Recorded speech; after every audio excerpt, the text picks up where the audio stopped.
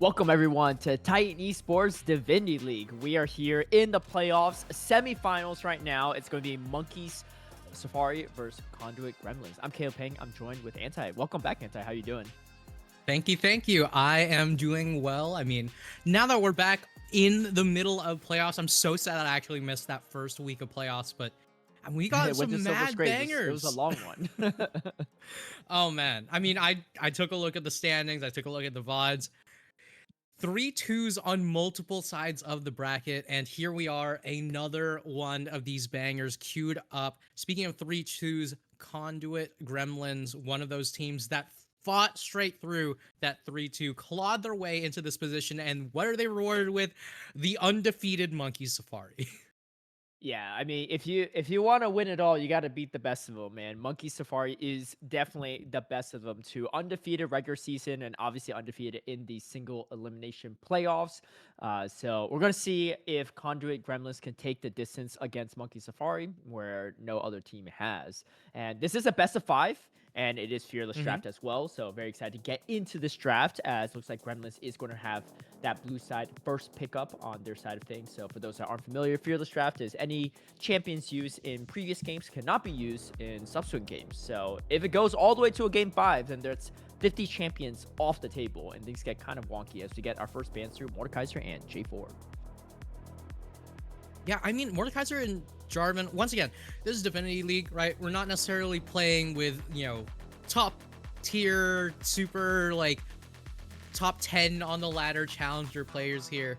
We're playing with players who know what they're good at, know what they want to play, and are playing it regardless of whether or not it's the tier 1 in the meta right now, right? So right now, we're taking away these champions that are very easy to execute on, very strong to play on, and very much comfort picks for the players that we see on screen right now. Mel going to be one of those picks taken away, which I think on blue side is telling, right? It says, hey, we do not play this as a flex pick. We were not cooking over that 1 week break. So right now, what we do know is that Smolder on the table is a crazy blue side first pick. Right off the bat too, playing for some scaling, and of course this could be a Smolder in the mid lane, likely ADC, but we'll see as we get the Misfortune pickup from the side of Monkey Safari. So hey, this looks like a Worlds Game 5 little run back here. We have and we get the bans through. Sejuani being banned out makes a lot of sense because Batman's been a menace on that. And we get the Scion pickup too, a very strong top laner to blind these days. But there are some answers, and those answers are still on the table. Yeah, I mean, you have things like the set, for example, is one very popular one. A Seraphine, very interestingly, going to be picked up here, going to make sure that you're not going to be getting the large encore sweeping across the entire team as bullet time just rips through everything. I am really surprised that we have some synergistic picks being taken away here, though, right? Diana, the Lilia, the Jarvan, all three of these picks, incredible for the Misfortune, but instead they are going to be the ones taken away. Alistar, very, very good with Misfortune. Nocturne, one of those picks that you don't usually see in the first game of a Fearless series, right? One of those picks that I think is phenomenal once you get his counters off the table. But now that he's being picked, we're not going to be seeing any crazy counter picks involved. So, I mean, if it works out in game 1, why not slam it? Yeah, we're going to definitely need to see some frontline picked up from the Gremlins here because, I mean, Nocturne can frontline a little bit, but going to need some assistance there, and Seraphine and Smolder definitely not going to be the case. We get the Malphite ban pick up there too, so probably looking for some AD Bruiser on the top lane as we get the Poppy and Silas banned out on the side of Monkey Safari. Yeah, I mean, I will also note that the Malphite ban isn't just about whether or not you're going to get an AD Bruiser in top lane. It's also just about that Malphite jungle that we all know and love. I mean, there's been some very, very fun variations here and there. The fact that Ambessa is now a jungler is also mad fun to see. Hwei going to be picked up here. We still don't actually know who's going to be in the mid lane, who's going to be in the bot lane. I like that it's still a little bit nebulous here, but when you're rounding out your comp is when you really don't need to be going for those swift counter picks here or there, or flex picks, I guess would be the way to put it. Renekton going to be rounding out that top side, and I think it's a Renekton pick for the Ambessa, but once Oh, again, we know that Ambessa is not going to be that top laner. yeah, it's good. I mean, I figured. Oh wait, hold on. It's a Scion Sion. jungle. That's Never mind. actually okay. I was That's wrong. interesting. I don't think I've ever seen Batman play the Scion jungle or Scion anywhere for what it's worth, but I've seen a few Scion jungles here or there, and they could definitely do some damage. So, okay, well, I mean, you have some decent clear speed, I guess, with Scion. So, I mean, interesting honestly, the option. big thing that you need to know with any jungler right now is how fast is your clear. If you can clear at a reasonable speed, if you can clear around 310, right? I say reasonable, that is extremely fast, right? But if you can clear at a 310, you're a top tier jungler. It doesn't really matter anything else that you provide for the team. If you can clear fast, you're incredible because you have so much tempo, you have so much time to do whatever it is you want across that map. Scion, I'm not sure if he really fits that exact description, but at the very least, he will be able to match Nocturne in that clear speed. Yeah, yeah, definitely. It's interesting too because we saw. Oh, I guess we didn't see. We saw. Oh, actually, it was the Kali last pick. I was going to say because we didn't see the Renekton pick until later. So it is a counter pick into that Bessa. It's not unplayable, but it's not a great matchup. Game number 1 here of Gremlins versus Monkey Safari, and again, this is a best of 5, so we will go the distance at least 3 games, but hey, maybe 4 or 5, depending on how things go. Maybe. Yeah. How are you favoring out of these 2 drafts, based on what you've seen so far? Honestly, I'm really interested in how this will go. I think that everyone and their mom was excited to see that Ambessa jungle come into play, right? I mean, everyone's been talking about how, oh my god, she's so broken, she has such a fast clear, and I literally just talked about how the clear speed is so important for a jungler. But instead, it's going to be slotted into that top lane.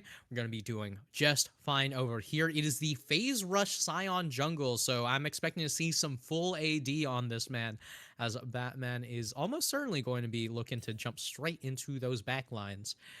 I mean, what better way to aggro tank than just to die in someone's face and kill them for killing you? Yeah, definitely. As oh man, it's going to be interesting. We've seen Batman on some pretty nice frontlining junglers too, and I'm very curious to see how this is going to go. It is going to be that Smolder in the bot lane though, so going to just play a little bit safer. Just double range bot lane is going to be pretty nice for Conduit Gremlins, but Misfortune has a little bit of range herself, and I think if MacMan just stays in the bush and tries to find a few engages here or there, it could be nice. Once the Smolder uses a flap, once that cooldown's pretty long too, so does make it a little bit easier for them to target the Smolder down the road. Yeah, I mean, one of the big questions I do have here, right, is that we see Misfortune with that first strike. And one of the big things that makes Misfortune so strong is the fact that you can go press the attack. You can max your W. You can just rush a Bloodthirster, and you're going to be able to survive past everything. Instead, we're going to see the first strike. We're going to be seeing the poke Misfortune come on through. And that is not going to be winning out into the Smolder and the Seraphine, right? I mean, you are not going to win against the poke bot lane with a single poke AD carry and a cow that will simply watch. Definitely not. And that's a pretty bulky cow here. As you can see, Narva going to be at that level 2 a little bit ahead of time. Again, not a great matchup for Void, but we get the stun up on MacMids and taking a good chunk of damage. And this double range bot lane already coming in handy. It has the level advantage, and both bot laners of Monkey Safari already in half health and also a level behind. Still that level 1 right now.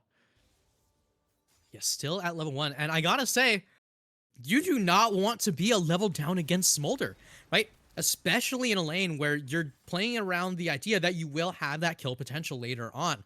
So in the meantime, Frost on that Akali is just going to be able to continue to pressure in the mid lane, but not do much with that pressure, right? The waves push into the tower, it's relatively frozen around that area, and there is no real pressure for your jungler to actually come in and make any sort of plays. In the meantime, bot lane is feeling the brunt of this. Smolder, just look at each and every one of these Qs coming on through. First strike is getting 0 value in this lane. Yeah, this Misfortune is already at almost half the CS here. As meanwhile, Frost taking a lot of damage from this way.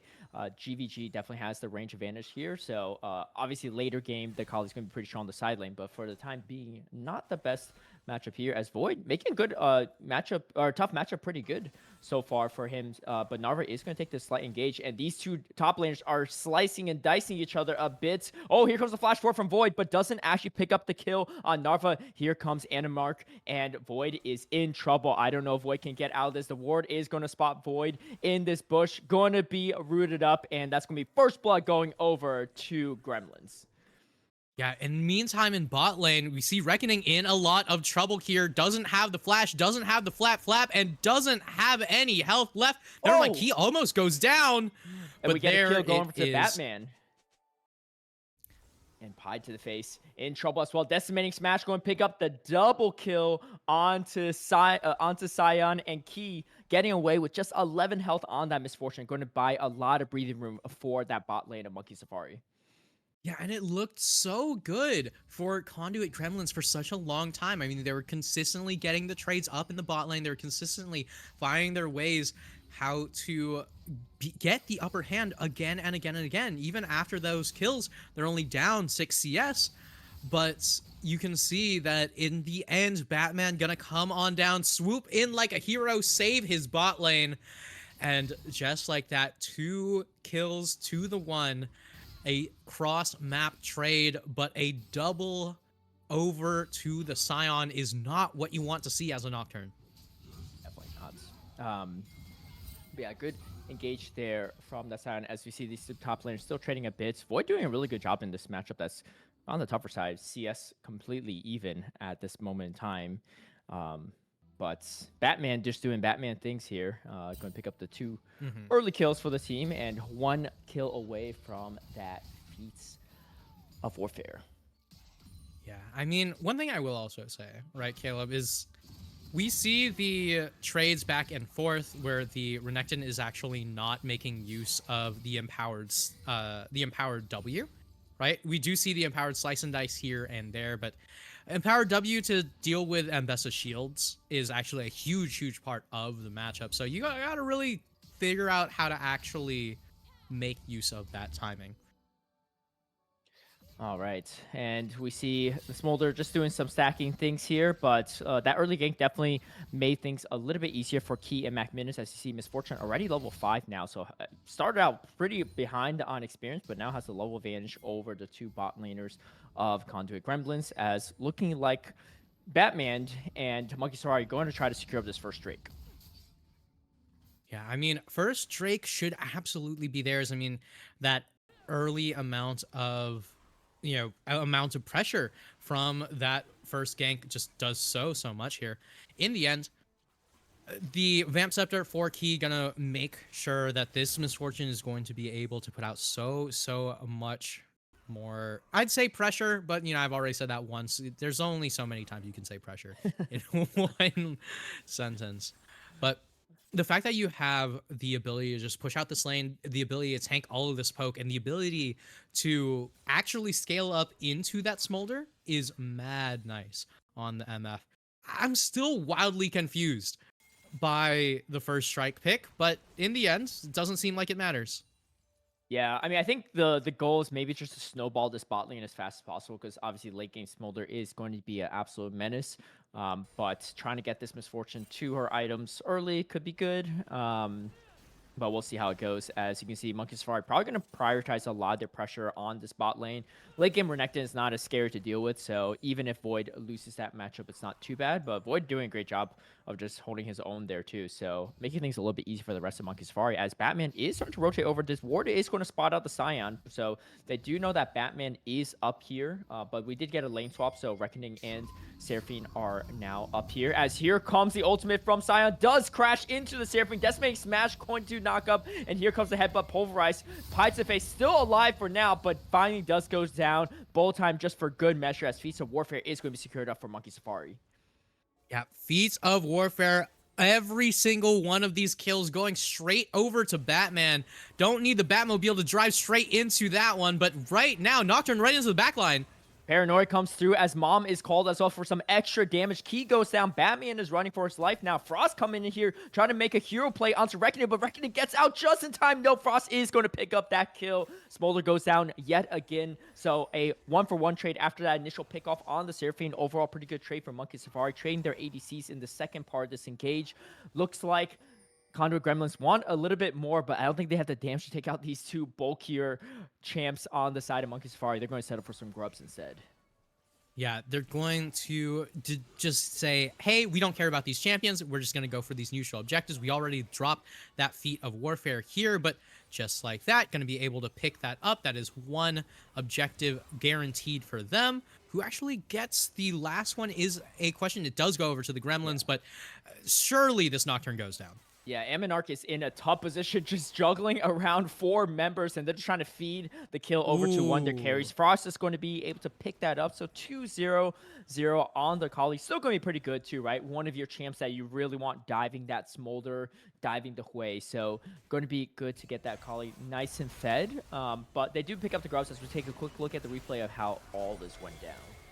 Yeah, and it all starts with Batman with that ultimate directly onto that Seraphine, just making sure that there's no chance for this healing, for this Encore to come into play here. And it seems like everyone's going to be backing off until McMillan just flashes straight into that backline, tries to get things started up. The Paranoia comes through, kills off Key, and Frost sees that Reckoning steps up just a little bit too far. Backs off a little bit with that Shuriken Flip, gets stunned up, but in the end, takes the Shuriken Flip out to safety, and perfect execution is the name of the game. Right here, Frost does not stick around to stop the grub take, but in the end, the extra tempo works out so well for them. And Monkey Safari are showing exactly why they've been able to stay on top for so long. 4 stacks of Dark Steel on one of their main anti-carries here on Frost is so good, especially when Hui has been doing such a phenomenal job at keeping this Akali down for so long. Yeah, but fantastic roam from Frost as well, knowing that they didn't have any vision in that bush, having just cleared it. So going to be paying off for him for sure with that kill. And we can see the Sunfire Cape already finished off on the Scion. If the Scion doesn't even ever pop his passive throughout this game, then you know that you're going to be in a good spot here as Macmillan's trying to clear up some of the vision in the process. But overall, about a 1k gold lead for the side of Monkey Safari, which is not too much, as we see the Essence Reaver already picked up on Smolder. So even though 2 early deaths onto Reckoning, you know that late game, the Smolder's still going to be a problem if left unchecked. As we see, these top laners are going to skirmish a bit, but Void going to be able to get out a-okay. As we see, the Eclipse is finished up on Narva, so Narva is going to have a slight advantage in this matchup. But Void's been playing pretty good on this weak side, and let's see if he continues to do so or not. Gets stunned up under turret, but taking actually a decent amount of turret shots, and now I think Void finds a maybe potential opening, but Narva holding down here, not worried. Yeah, I mean, so much of this is Narva just wants to make something happen, but oh my god, speaking of which, almost gets taken straight down.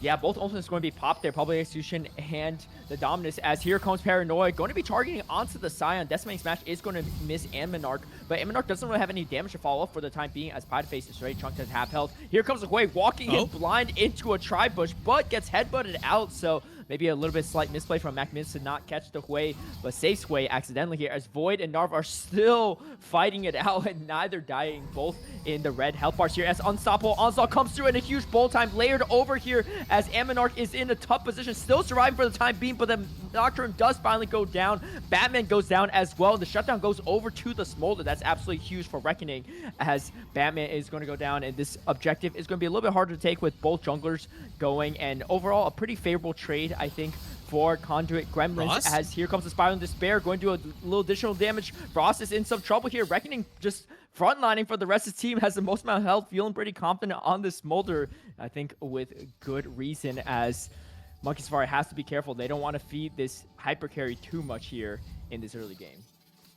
Yeah, I mean, that shutdown going over to Reckoning is so incredibly important there. I mean, a lot of the times, if you're in that position as a tank, right, you think to yourself, oh, well, it'll be fine, right? I'm just going to die for my team. My team will be able to survive, and I'll be, you know, just trading a tank for a carry. usually sounds great. When you're 3-0, you have to hold on to that shutdown. You absolutely cannot be giving it to the Smolder. That is your singular loss condition at this point. When you're this far ahead in terms of the kills, in terms of the tempo, you can't be looking just at your win conditions. You have to be looking at your opponent's win conditions. That's right. As we see, Macman's going for a little roam here in this mid lane. Feats of Strength not taken by either team just yet, as one objective on both sides, but the Feats of Warfare did go over to the side of Monkey Safari, so they're only one away, one more kind of Feats of Strength objective away from getting the entire Feats of Strength, as they're going to start working on this Drake, and stacking these Drakes will be really nice for Monkey Safari, as they could close in on that Elder a bit sooner, Soul a little bit sooner to, you know, really speed up the tempo of the game and make it harder for the Smolder to fully stack up, as Narva going to take a lot of damage in this 1v1 so far against this Mbessa, but Dominus is going to be popped and Void's going to have to back off for the time being. Yeah, Void's going to back off relatively shortly, but I gotta say, this is one of those matchups that you really have to think to yourself, when can I actually make use of my ability timings, right? And it's one where on paper, Renekton should be able to just run over the Mbessa, but you can't just hit your buttons whenever you feel like it. You have to do them in response, right? Mbessa hits W, you hit W. Mbessa dashes in, you dash after her, right? So it's all about pushing your advantage. It's all about pushing your lead. It's not about the same kind of trading that we see from a lot of Renekton matchups, where you can just go in, slam your keyboard, and dash right back out. It's a little bit different in the way how you want to take it. This isn't Set that you're fighting. This is Mbessa, a champion that can absolutely chase you back down. Yeah, I was just laughing at some of that back timing messing up for McMittens here. As we see the Unstoppable Onslaught coming through, Decimating Smash is going to slow up Narva for the time being. And Narva, I believe, ultimate is on cooldown here. As here comes the Paranoia, Greg, GVG #1 is here as well. Misses the Spiraling Despair, and Renekton is going to be the first to go down, but Amonarch looking for Void. But Key is here for the backup as well. The whole team of Monkey Safari is here for the backup. Here comes the bullet time. Amonarch is going to go down now to Key on that misfortune, and now the Hui is in trouble as well. So much CC being layered in here as GVG does go down to Void. A huge exchange for Monkey Safari, picking up 3-0 here, as you see the quick response from the entire team. Yeah, and look at the way how that team positioned in the fight, right? I mean, Key just went straight for Amonarch, making sure that there's no chance for that Nocturne to walk on out of there. Just throws the bullet time into the blue side jungle, making sure that Conduit Gremlins have no way how to get out. We'll take another look at that run once again. Right, Unstoppable Onslaught goes in onto Narva. We know that Narva doesn't have the dominance because it did get popped earlier. Paranoia comes on through. GVG #1 doesn't have the time to get that shield onto the Renekton. Whiffs the Spiraling Despair. But in the end, it's all a chase directly onto Void. And Amonarch going to be going down for it as Key comes in at just the right time, fires off the bullet time, and all of a sudden, you turn right back around to GVG #1. Batman decides, all right, I got that Decimating Smash. I'm going to walk straight into tower. Take these tower shots for funsies, but making sure, most importantly, that there is no chance for this Hui to walk away from me. And in the end, Monkey Safari are showing exactly why they came into this the expected victors, the undefeated players going into this match. The ones who haven't had to fight for victory, the ones who have been coasting towards those finals. Yeah, and the gap is starting to grow as the time is going on here, as we see the Hui not even having the first item completed at all at this moment in time here, as Macman is looking for a potential gank, but is going to be spotted out from the Seraphine. But things are not looking great here. We'll definitely get a stack check to see how that Smolder is stacking, because that is going to be the win con they can rely on, because they are not winning this early game, and the mid game is not looking great either, as Void's going to be stunned up, but going to be able to get out safety for time being. This Scion jungle is looking pretty strong for Batman. Yeah, I mean, as I said before, right? Clear speed is so important for what you can do on your champion, but we're yeah, Unstoppable Onslaught comes through the combo with Frost. The Spiraling Despair does absolutely nothing there, as the bullet time is layer 2. Another 4-man gank on this bottom side. Monkey Safari just all over the map here, as we do get the item completed for the Hui, but already 0-2 and 0. Meanwhile, 3-0 on Frost as Akali. And this Akali's going to start dishing out some heavy damage into these carries. And you can see Batman not scared at all. So this public execution going to come over under turret as well. Narva is in trouble, gets out of there just in time. You can see the counter gang trying to come through, but Void is going to be able to survive there for a time being. The turret's about to go down though, and the minions actually are going to be the ones that take it out, as now Ammonarch is going to be dueling against Void, but Void's going to take that 1v1 any day of the week. Key now catches Pie to face in a tough position. Mac Minis is here as well, forcing the flash out from the Seraphine.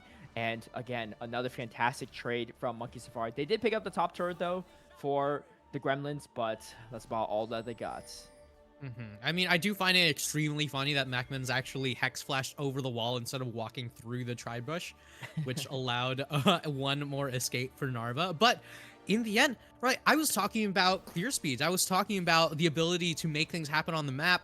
Batman doesn't need the fastest clear speed on the Scion. Batman just needs to be able to clear as fast as the Nocturne, because man is clearing champions every single time this ult is off cooldown. He is looking to make something happen on the map.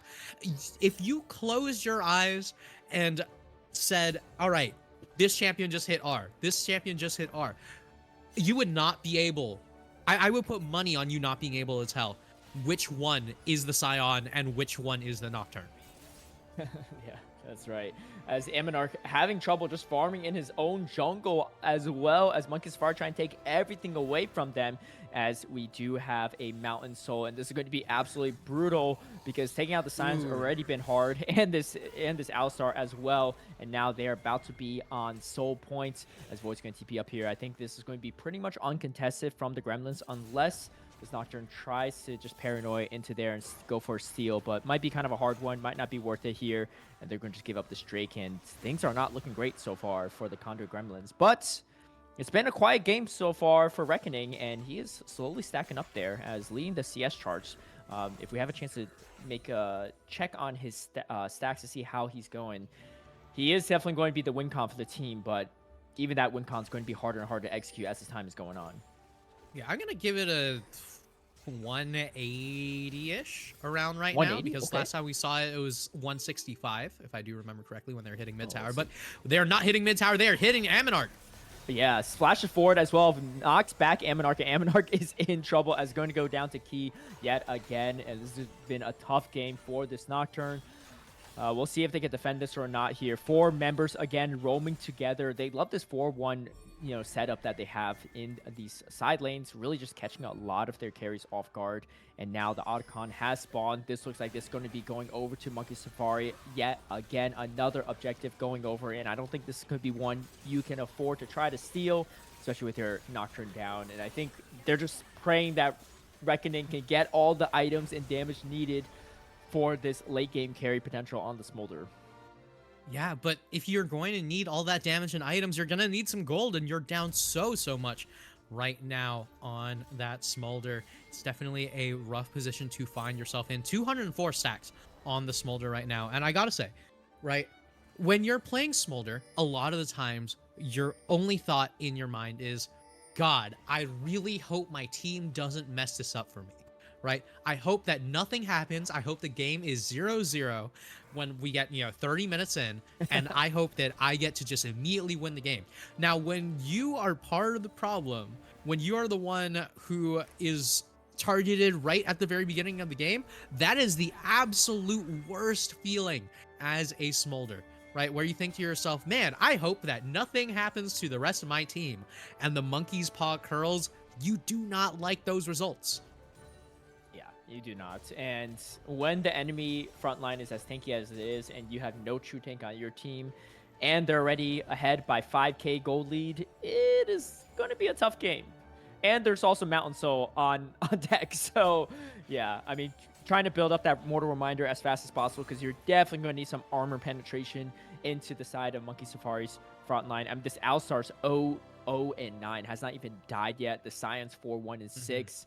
I mean, no one's really dying on the side of Monkey Safari, and, they just want to put a stamp in this and head over to game number 2 as soon as possible. We'll see if that's going to be the case or not, as Frost is going to start chipping away at GVG. GVG at least staying even on the levels here into the Kali, but otherwise might be a little behind in terms of kills in particular. Oh yeah, I mean, I also do gotta say, Caleb, right? We already knew from the very beginning that Monkey Safari are an incredibly strong team coming into this, the team that were expected to be the ones coming out on top. But the big thing here, right, is the fact that they have these flex picks available. We're not talking about flex picks though. We're talking about this top lane gank. Yeah, Paranora is going to be popped here as Void is going to go down. Shutdown going over to Narva. That's going to be huge for Narva. Honestly, gold on these champs will be good because they just need to try to even out this gold graph as quick as possible here.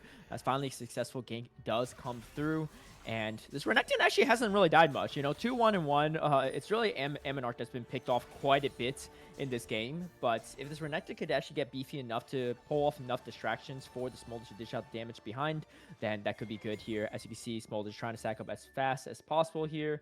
But, you know, this is still looking like a slightly tough game. Gold-wise, though, I think Smolder's not that behind of the Misfortune. If not, it might be pretty even, especially with the shutdown that went over to Smolder earlier. Yeah, I mean, it's a couple thousand gold difference, so it's not exactly the worst thing as far as Smolder goes, because you still have the wonderful scaling of those stacks. In the meantime, Narva in a lot of trouble here. One thing I do have to praise Monkey Safari for, though, is they understand when it is that they want to be going for these kills. And speaking of which, they are chasing for Narva right now. Yeah, Unstoppable Onslaught is going to miss, and so is the Decimating Smash, but Narva is already at a quarter of health. Dominus is going to be popped, trying to do as much damage as possible, but just the health bars and the pockets are too deep for Monkey Safari as they're going to pick up Narva on that top lane. Perfect timing as well for this Baron. They're trying to take every single objective possible. They didn't get the crowd, so they got pretty much everything else on top of it, and Eminarch not even close enough to contest this. Again, I think they're just trying to stall this game as quick as they can, as soon as possible. They're going to try to grab this bot lane turret for the time being, so get a little bit of map control back onto their side, but otherwise they're losing about everywhere else here as this Baron is going to go over to Monkey Safari. Yeah, and it's this decisiveness coming in from Monkey Safari that allows them to make these things happen. And we were talking about earlier how Eminarch has died quite a few times, and it's not because Eminarch's playing it poorly. It's because Monkey Safari are looking for this Nocturne, looking to make something happen. That's 5 deaths on the Nocturne. That is 5 objectives that have been taken by Monkey Safari, 4 of which were ones that directly resulted from the Nocturne being picked off.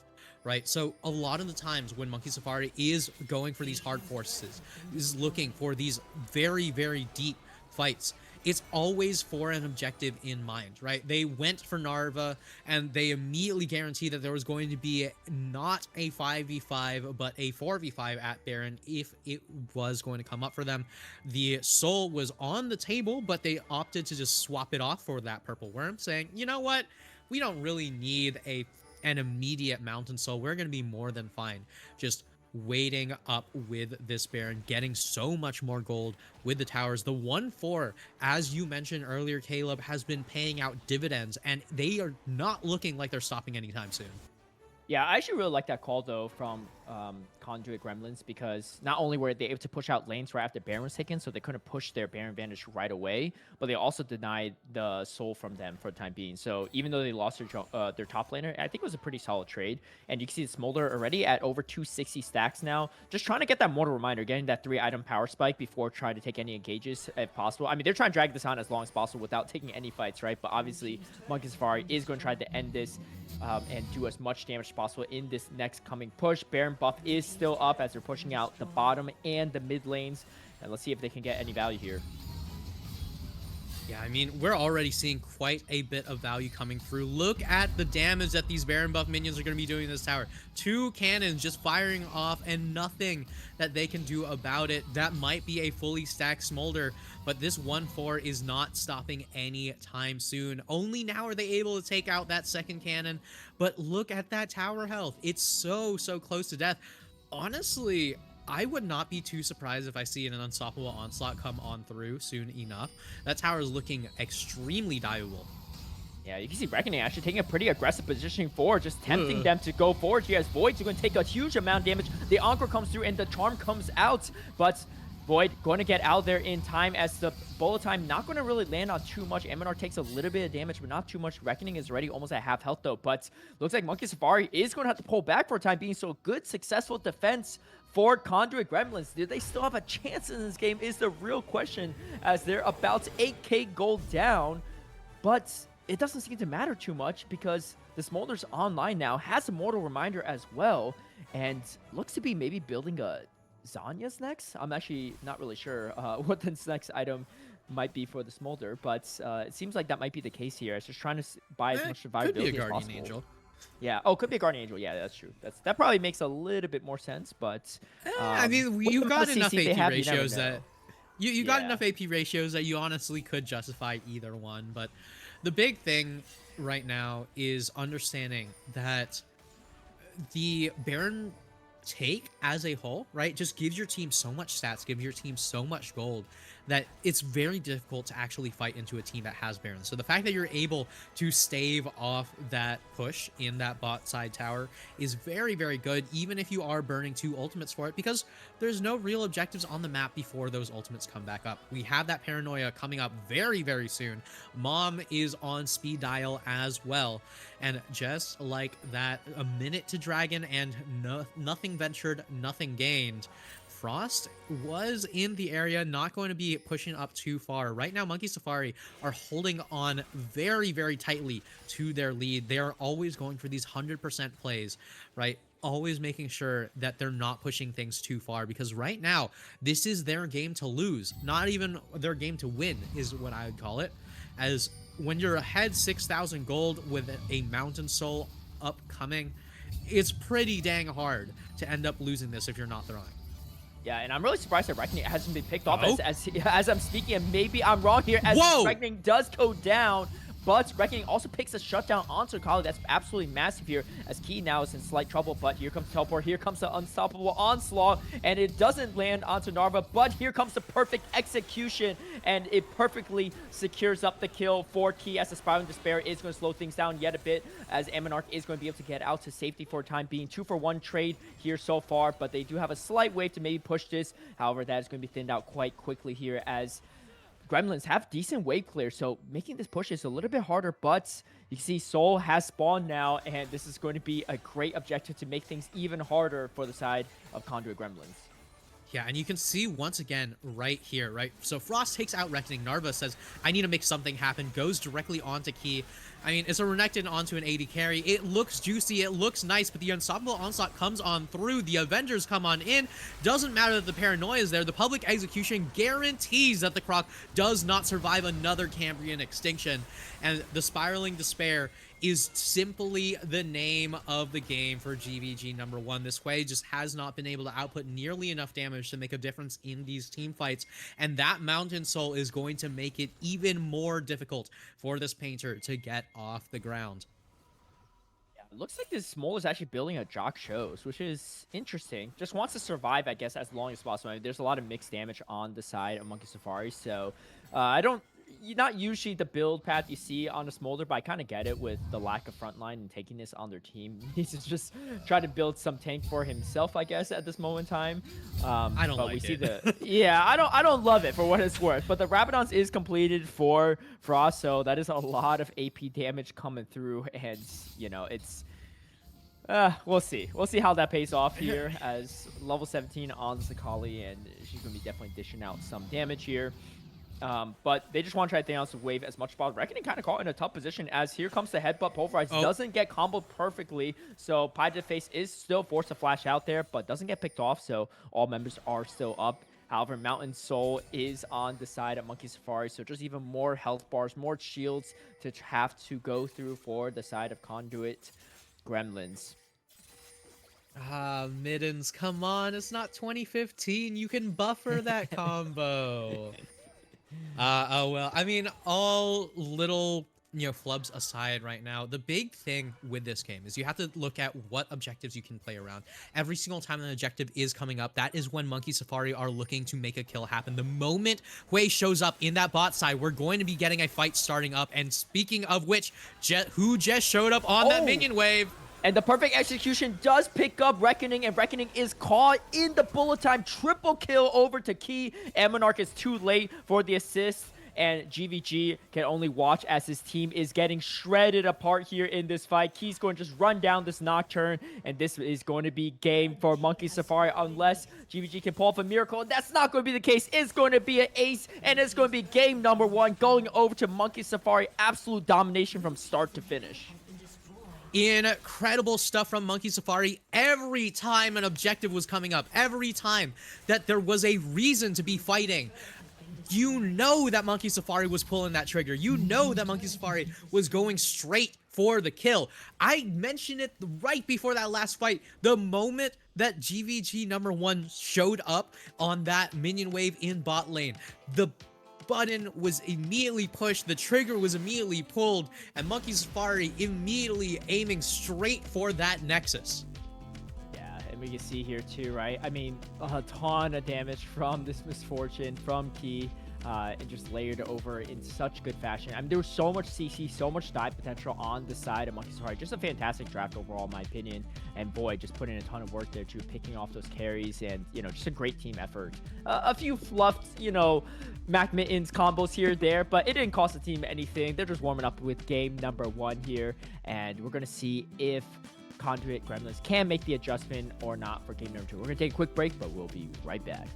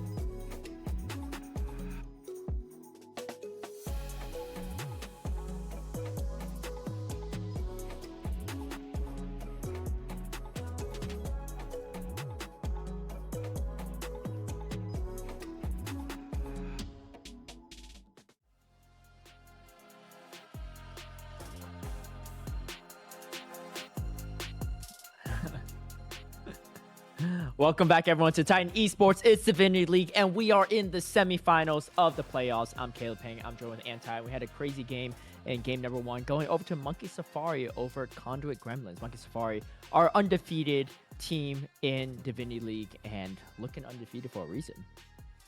Yeah, I mean, every single one of those all-ins from Monkey Safari, every single time that they pulled that trigger was for a good reason. Genuinely something that I see teams struggle with all the way up to tier 1, right? I mean, a lot of the times these teams say, all right, we're just gonna fight when we feel like it. This team fighting around these objectives, fighting when they know that they can actually get something off of it. It's very rare that they're actually going for a fight simply because they feel like fighting, unless everyone just happens to be in the right spot at the right time. And honestly, when it comes to Monkey Safari, we've seen that happen time and time again. I'd really love to see how these guys are going to continue to play as the series goes on. I'm interested to see if we have any more cooking in the drafts. I mean, that Scion top did not top, sorry, Scion jungle did very, very well for them. And able to take that Nocturne off the table with 0 games dropped is so good, because that champion is ridiculous in competitive play in the right moments, in the right hands. Yeah, it's just a really overall great draft from Monkey Safari as well too. I love the setup they're going for, and maybe their only disadvantage was that Mbessa into the Renekton on the top side, but even that matchup didn't look that bad at all for Void, and Void playing really well on that weak side throughout the series. So we'll see how Conduit Gremlins respond to it, but as expected, the first game does go over to Monkey Safari in dominating fashion. I do think Reckoning had, was able to get the farm he needed, but the rest of the team was just a little bit too far behind at that point in time for the Smolders to do much. And unfortunately, we did not see the jock shows completed on the Smolders. So we'll see. Maybe down the road we'll see it in the finals. But curious to see how that does play out as a person that does play Smolder myself. But we are heading into the draft of game number 2 soon. And as a reminder, this is a fearless format. So any champs used in previous games are banned automatically for future games, and this is a best of 5, so we'll have at least one more game after this. But if Conduit Gremlins have anything to say about that, then they're hoping for at least 3 more games after this, maybe 4, depending on how these next few go. But what were your biggest takeaways from that first game besides the incredible macro and positioning from Monkey Safari? I mean, outside of that first thing, one of the big takeaways I actually had, right, was the fact that the jungle tracking doesn't seem to be quite on point for the side of Conduit, right? I mean, so Conduit Gremlins actually had a lot of early push in that bot lane, right? They had a very, very good positioning in that 2v2, right? If you manage to find a way how to back in that position, you're so far ahead. You're in such a good position. I mean, you've been able to constantly just poke away at the enemy bot lane. You've been able to stack up. You've been able to do everything you want. And somehow the level 3 Scion gank kills you with both of your sums up, right? Yep. I mean, at that point, it's not even a matter of, oh, well, my team can't do enough for me.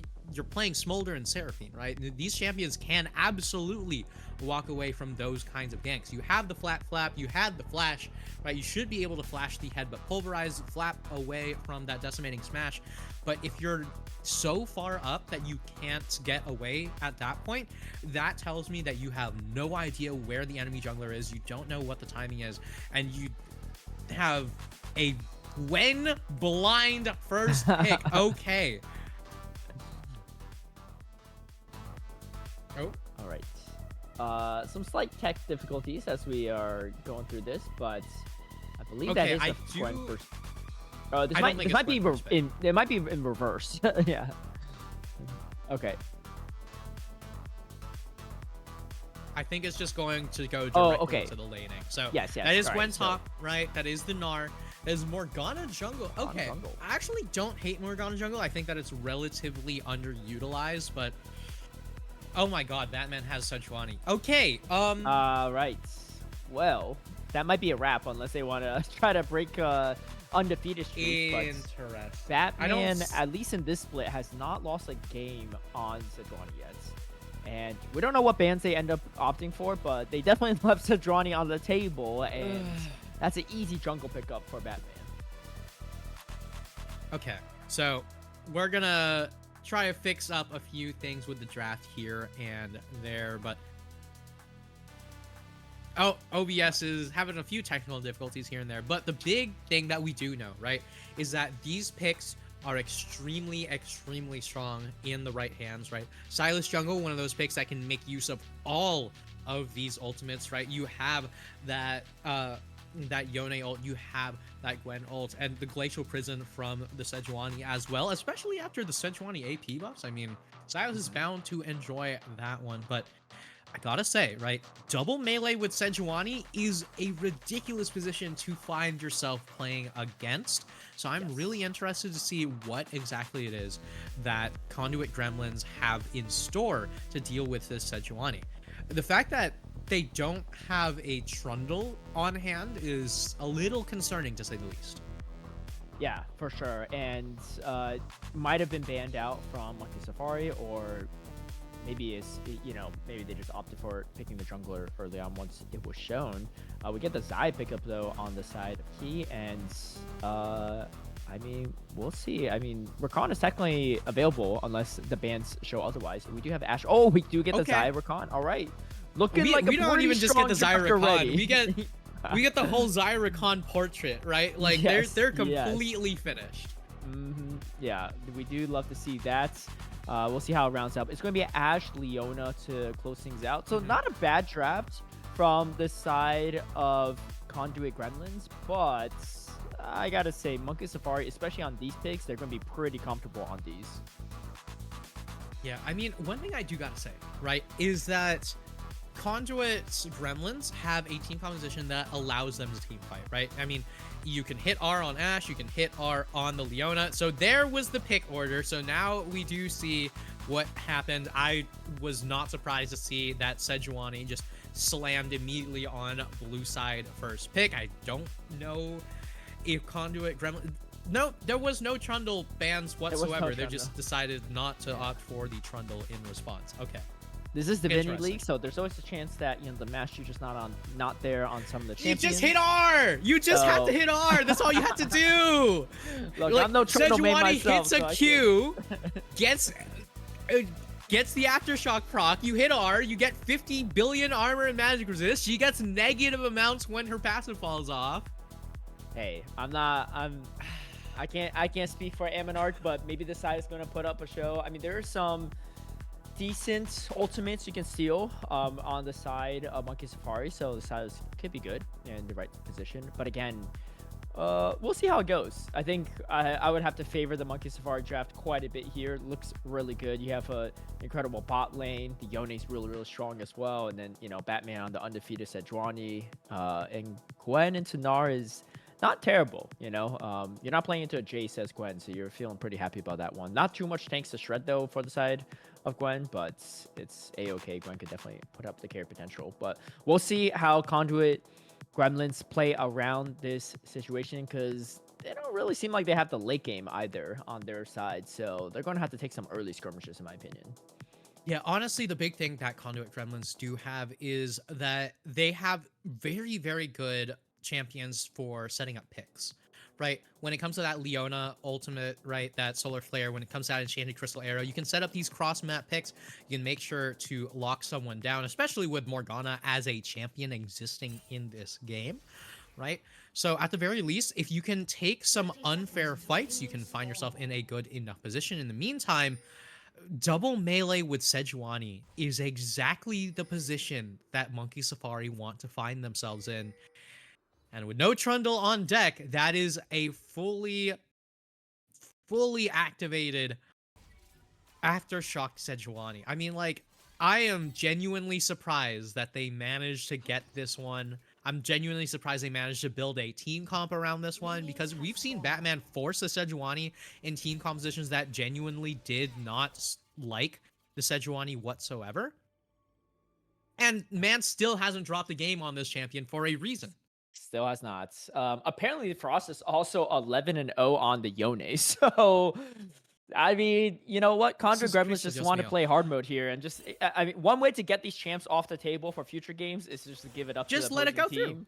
Yeah, just let it go through. And I mean, if they could win this game with the champions that Monkey Safari have, then they definitely have a shot at winning this throughout the series. But we'll see how that goes. As trying to go for maybe a little early bush cheese, but not able to pull it off here. As Kia Macmillan is feeling pretty confident in this matchup themselves. But overall, not too bad of a matchup back and forth here. We did see the Gnar stop the backing of the Gwen a little bit, so made it a little bit annoying for Void, but I think Void would be a-okay. Yeah, I mean, one of the things to note, right? Void sitting on this Doran shield, understanding I am not going to be able to really play in this lane, right? Not really going to be able to do so much as far as the Gwen goes, but in the meantime, Frost is going to continue to clear against GVG #1. This is another one of those champions on that Morgana that is just there to equalize, right? Just there to make sure that the enemy laner can't actually snowball. And at the very least, able to make use of that Morgana early wave clear, able to deny the full-on lack of pressure early on, but Void and Narva just going to continue to trade back and forth. Yeah, and Void just playing a little bit safe, hugging the tower for now. Obviously, in the late game, this Gwen's going to be pretty unstoppable in that side lane, but for now, just trying to scale up as much as possible. GVG, at least has the range advantage over the Yone, and I mean, if you land your roots and stuff, it could be a good time for the Morgana, but I haven't really seen GVG play the Morgana before, so I'm actually not really sure how that's going to be going, but doing a good amount of harass, and you see, does root up the Yone, so actually making the most out of this matchup here, too. Yone could be one of those pretty annoying champions to lane into, but it seems like GVG's handling it just okay. Yeah, at the very least, right, with that physical damage on the Yone, you're not really going to be able to break through the black shields whatsoever. And you can see it right there. GVG #1, more than happy to just pop that black shield every time that Yone knockup comes through. Remember, you are not blocking any of that damage, though, so you got to be careful about that. The continual spell vamp from the Morgana passive going to be very, very handy here at the very least. And in the meantime, Batman going to be clearing out this lane so much faster than we saw on that Scion. But as both junglers are just going to go for a quick invade on the enemy side, as we see right here, Narva in a little bit of trouble. Yeah, going to try to hop out there for a time being, but Batman providing a lot of space for the Gwen. And, Batman, again, on the Sejuani is a menace and knows these matchups very, very well. So we'll see if Condor Gremlins have a way to respond or not, as they actually have a decent CS lead in this bot lane for Reckoning, and that's going to be pretty favorable because, again, they need to definitely have advantages in the early game to have a shot here in the late game, because if they just let it go pretty even, then Monkey Safari definitely has the late game potential here, as Narva going to be in the Mega Gnar form, but Void knows how to play out this matchup. Doesn't do too bad, actually. Is trading pretty evenly here. This matchup for GVG and Frost is actually a lot better than I would have anticipated. I think GVG just landing a lot of these roots really well, and Frost just not able to do much. I mean, GVG still has both potions up at this moment in time, too. Maybe a little bit behind on CS, but at least for the laning phase, this Morgana's doing quite a bit of work. Yeah, I mean, once again, right, this Morgana is designed to just try to avoid snowballing whatsoever, right? Just trying to make sure that you can be the anti-carry that your team needs. And right now, GVG #1 doing a pretty good job at it, not able to deny much in terms of that CS. In the meantime, Void not going to be able to do much to deny this damage that you're taking. Narva flashing forward, but not going to be responded with a flash, just going to hop, skip, and jump away from Void. Yeah, that's actually a pretty good spot for Void to be in, because Void's already ahead on CS, has both Summoners still up as well as, meanwhile, Narva has already burned the Teleport and the Flash, so maybe not the best of trades, looking for that early first blood kill, but just was not able to get it, as looks like Conduit Gremlins are going to try to secure up this first Drake. I like this position because they do have Cryo in this bot lane, so first Drake does go over to the side of Conduit Gremlins. Meanwhile, Batman's going to do a full clear of his jungle and just prep up for these grubs. Yeah, prepped for the grubs, but most importantly, prepped to make sure that his top laner is going to be completely fine going into this one. And right now, Narva could be in a lot of trouble here. Void going to be able to push in this wave. Level 6 on the Gwen. Oh, and just slams them towards the turret there as Batman has to flash out. First blood actually goes over to Narva. Maybe a slight misgank. Rarely do you see it from the side of Monkey Safari, but Narva hanging on in there and getting the better of that trade. That's going to be huge for the side of Conduit Gremlins, because not only did they not get the objective, they also didn't get the gank on their side. Meanwhile, you see Amonarch maybe heading towards his bot side and trying to pull off his own gank here, but the health bars are a little bit low on Reckoning and Pie to the face, so might be a little bit hard, but I think Amonarch, there is no vision of this game coming. Does Key and MacMin see this or not? As we get the knock up and in comes the Silas. He's in a tough position here. He's only level 5, so doesn't have the ultimate to peel himself either. Now MacMin's on the run. Flash is going to be used, but I don't think Flash is going to be enough, as the Zenith Blade is going to connect, and Beasts of Warfare goes straight over to Conduit Gremlins for a quick early start. 2 games in a row. It is a red side take on the bot lane. It seems like blue side bot lane is just always a double kill waiting for that jungler, as Amonarch going to be able to pick up quite a bit of gold on that Silas. Fully accelerated the top lane gank, this time not working out for Monkey Safari, and this is disastrous for them, as the Feet of Warfare are going to be picked up for Conduit Gremlins here. In the meantime, mid lane is still just a matter of clearing on clearing on clearing. The Vamp Scepter for Frost for that, you know, Blade of the Ruined King is going to be very, very nice as far as the lane sustain goes. But I don't really know how much you can actually make happen with this Yone in the lane. This Yone is just going to be continually dragged into this lane over and over again with that W Max Morgana, just making sure that there's no chance of getting the push.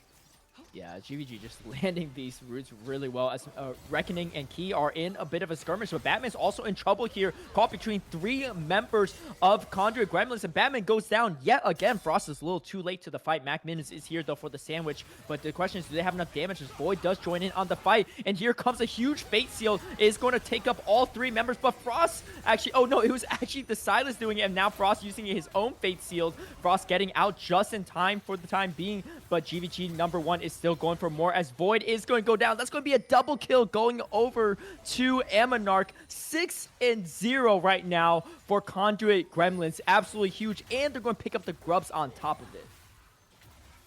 11-0 for Frost in terms of the win rate on this Yone, but that is 6-0 for Conduit Gremlins as they pick up the grubs on top of it.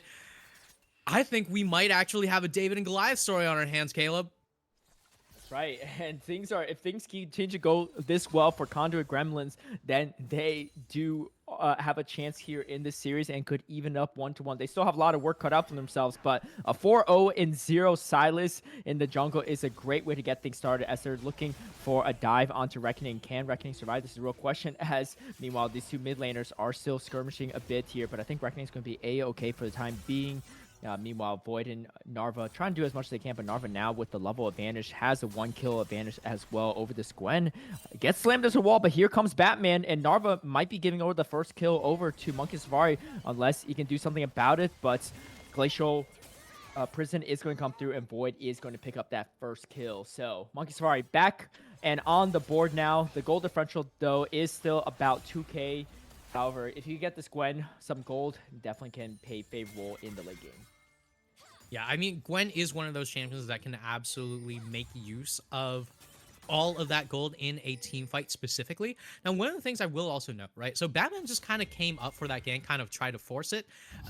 It was pretty clear that Void wasn't quite on the same page with it. Enchanted Crystal Arrow going all the way into that top lane, but not going to be hitting anyone. Void's not quite that greedy on the Gwen here. Just gonna look to recall. In the meantime, Frost going in on GVG #1. We're seeing this trade over and over again. We are going to see this trade over and over again. And this Morgana is going to continue to heal up on this wave over and over and over again. I mean, Spell Vamp makes Morgana very good in the jungle, but we have seen how powerful it is in the lane as well.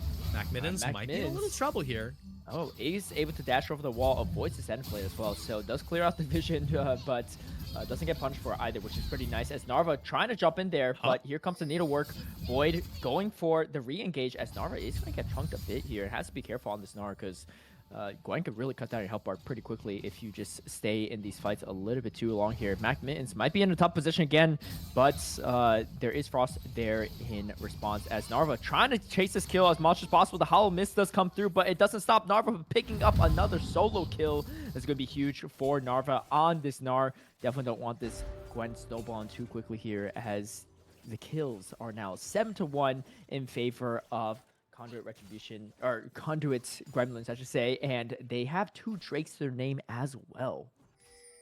Yeah, I mean, Narva 2-1 on this Gnar. One of them might have come from a big team-wide fight. Oh, actually, we got Frost in that top lane going for the Fate Sealed, just making sure that Gnar can't get out for free, but not able to pick up that Gnar, and we're seeing another fight come on through in the spot lane. Face is going to face check some of this, and Reckoning does get charmed up from Mac Mittens, but there's not enough follow damage as Key is caught behind, and the Solar Eclipse is going to slow up things a bit as Mac Mittens is dancing with 1 HP, but Key is determined to get the kill. It's going to be a 1-for-1 trade so far, but the ADC goes down for the side of Conduit, and now Key trying to pick up a double kill, but is going to have to walk in this bush blind. Knows that Face is quite low. The real question is, can you get this Leona or not? Oh, the Zen Blade misses though, and in comes Key and knows that 1 auto will be enough to shut down going over the Key, and this is going to be a lot of gold swung back over to the side of Monkey Safari. Now the gold differential less than 2k. Yeah, it was a decent amount of gold swung back, but it's not going to be Key picking up that shutdown onto Reckoning. Instead, it went over to Mac Mittens, which, don't get me wrong, everyone loves a redemption, a fight earlier, but in the end, it is going to be Frost getting locked up in this top lane. GVG #1, as per usual, able to just hit that Yone, able to just fully commit on that one. Look at this. Like, what do you do? Yeah, Soul Unbound would not help you there because you have to return to that same spot at some point in time under the turrets, and that's a 1v1 kill for GVG #1, which is pretty big because, again, this is Frost on an undefeated Yone, but seems like GVG has found the solution to this Yone at least. Maybe they're just thinking, you know what, we could just play Morgana mid if we give up this Yone mid, and things have been paying off for sure for the time being. As you see, GVG already level 11 on this Morgana, so huge level advantage over everyone else for the time being, as Narva going to go for this fight against Frost, and Frost going to take a good chunk of damage from this Mega Gnar, but Frost not scared to trade this back. Has the turret. Oh, flashes away to avoid some of the damage. And here comes Ammonarch as well. Frost might be in a bit of trouble. Here comes the hijack. The Fate Seal does not land onto Frost, as Frost is going to pick up that kill over Narva. Here comes the TP assistance here from Void. And Void now looking for Ammonarch. Ammonarch actually has no mana at this point in time, too. Can't really do much as the Abduct and Abscond does not connect. And here comes the Needlework. Ammonarch just trying to get one more kill. The Kingslayer going to heal him up, and Ammonarch does take the kill over the Yone. The shutdown does go over to Void, but does pick up the Yone in response. Man, yeah, what a crazy game back and forth. What a crazy back and forth. Narva and Frost just 1v1ing, as we saw just how much champion mastery Frost has on this Yone. But I mean, Narva was so far ahead, able to just do so much with that Gnar. The fact that Frost was able to find a way back in there is huge. Key just barely going to not get hit by that Zenith Blade. Had that one landed, that's almost certain death with a Leona inbound. But in the meantime, Narva going to come up front and try to get the kill back on Void. When you got GVG #1 in your back pocket, though, makes it pretty dang easy.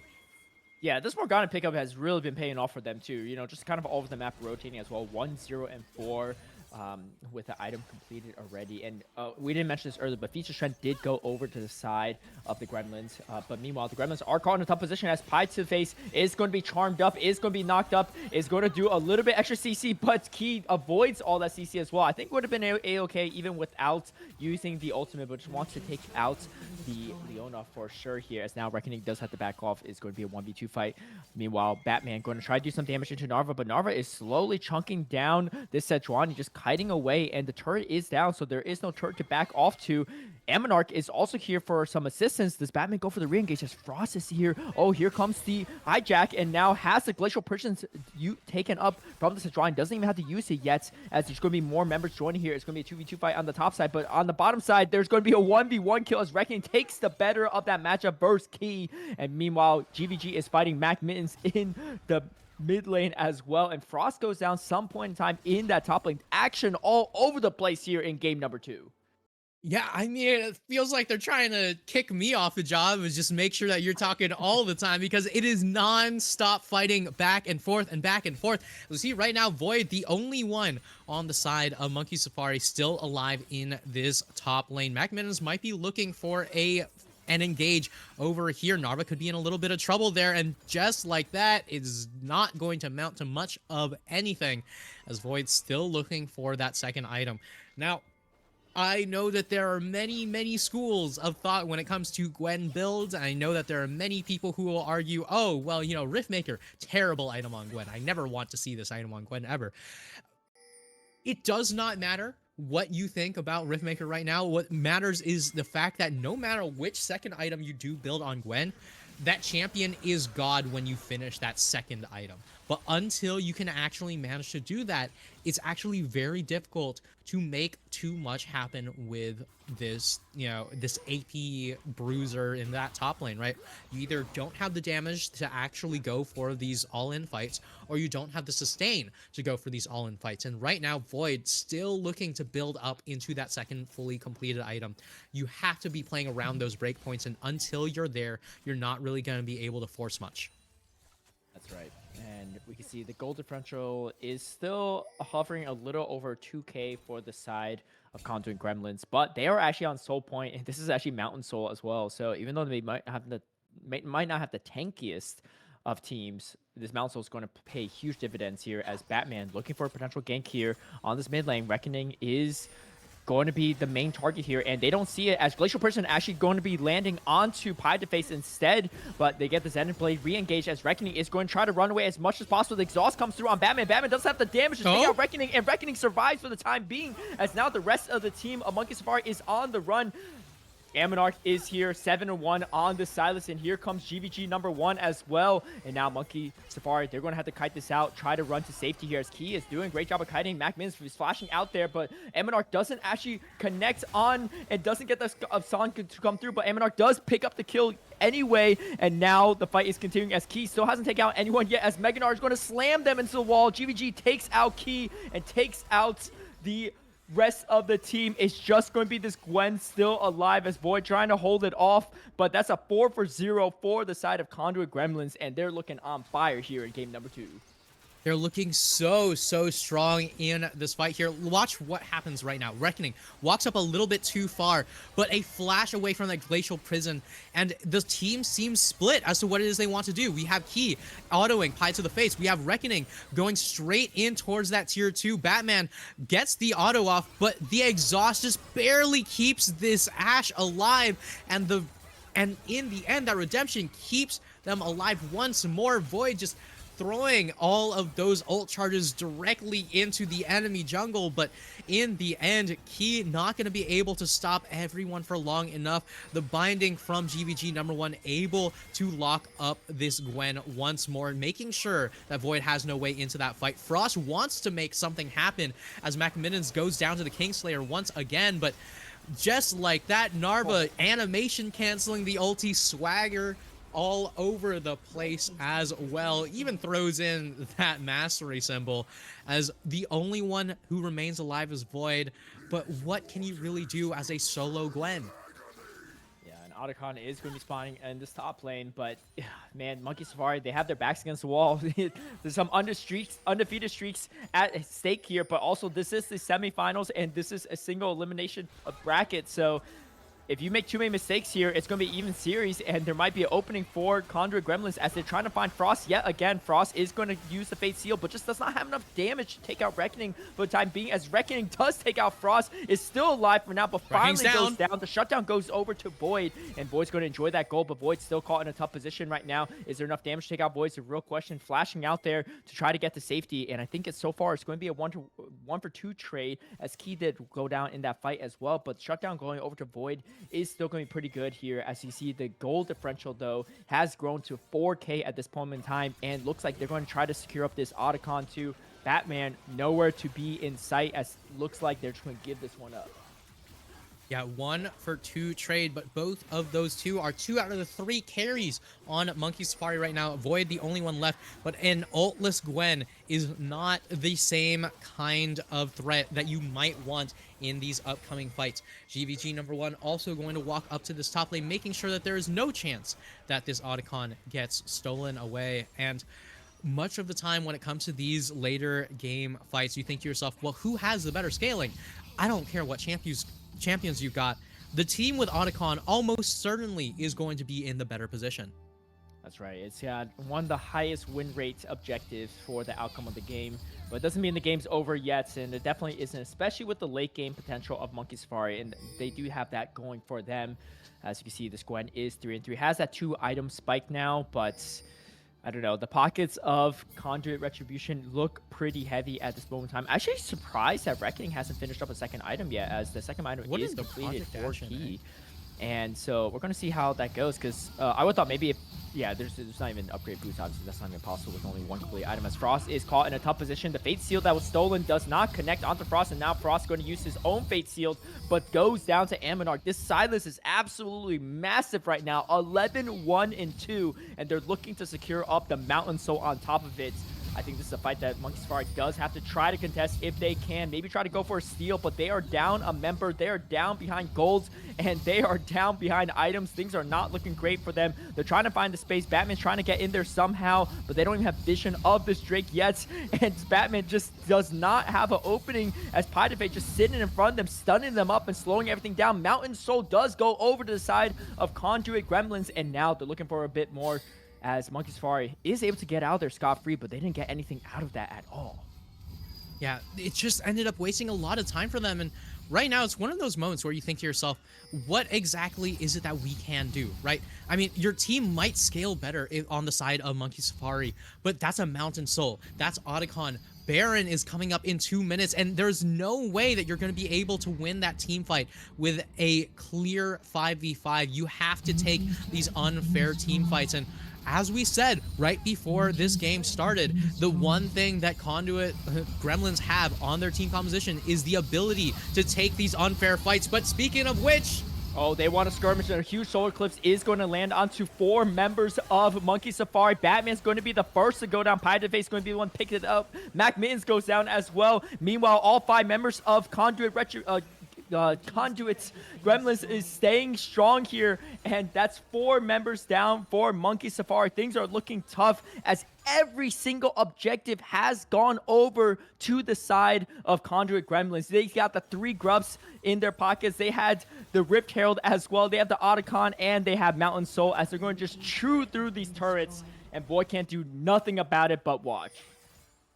yeah, I mean, Void right now is just looking to pick up whatever crumbs he can find available for him. But Conduit Gremlins are greedy as hell. They're eating up all the crumbs themselves. And right now, look at this team, right? 5, 2, and 5 on that Gnar. 11, 1, and 5 on that Silas. 3, 0, 10 on this Morgana. 4, 2, 7 on the Ashe. 2, 2, 12 on the Leona. Nothing too crazy over there, but the big thing to note, right, is that this is nearly a 10,000 gold lead against an undefeated team with champions that they have never lost with before.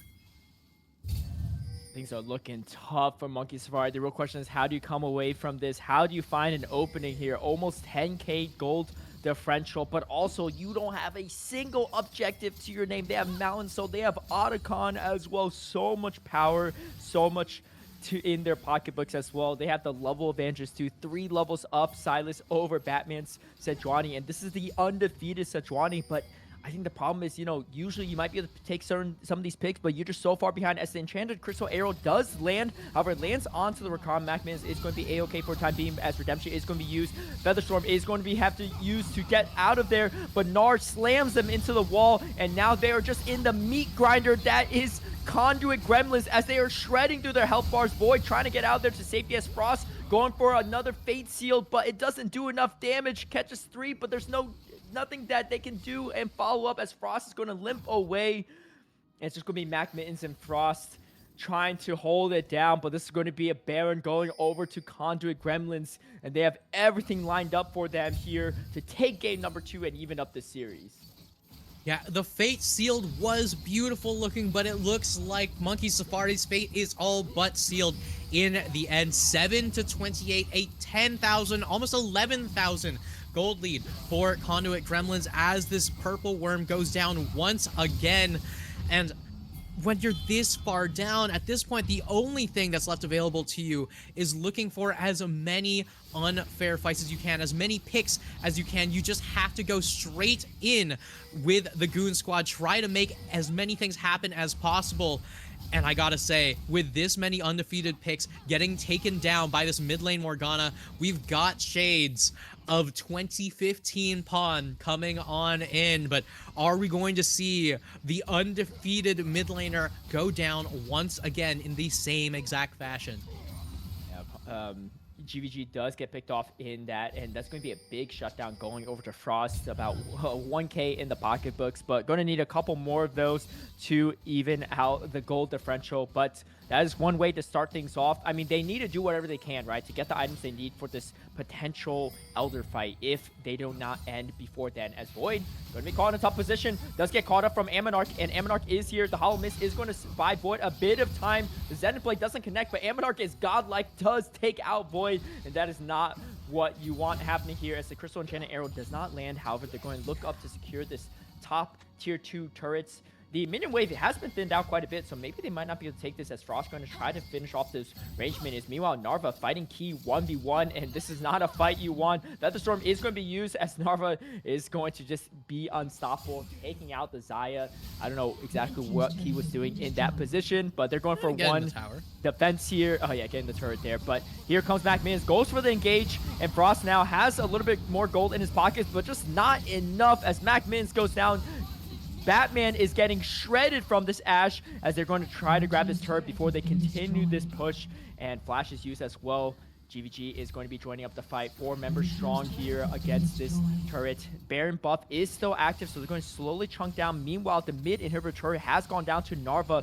Narva grinding up this inhibitor as much as possible. You see Monkey Safari trying to put up one final fight if they can. Zenith Blade does connect, but GVG picks up another kill onto Frost, and Batman again getting batted around in these fights. Glacial Prison is going to slow things up, but not enough as Boy trying to clear out this minion wave, but the Glacial Prison is thrown back from Ammonarch and going for the jungle diff in this game, and things are looking pretty good for them so far. They're trying to do the quickness, they're trying to charm up, they're trying to slow things down as they do take out their ADC. Reckoning does go down. GVG is in trouble. Wait, the 2 more members go down. It's just going to be Ammonarch and Piedeface. Piedeface does not have much health left, and Boyd is still up, so they have the damage to clear out these minions. Do they want to try to end the game right now, or do they think the better of it? And I think they make the right call. They don't want to throw this all away as a couple shutdowns go over to Monkey Safari in this final fight. Yeah, a couple crazy shutdowns are able to go through, but that is both of the Nexus Towers. Monkey Safari are still trying to hang on to this potential thought of a comeback. I mean, we've got whispers of a comeback in the wings here, but this is such a difficult position to find yourself in. The Elder Drag coming up very, very soon. We have the wards in the base. We know that Monkey Safari want to try to fight for this Elder, but is this going to be the classic NA trade of Elder for base?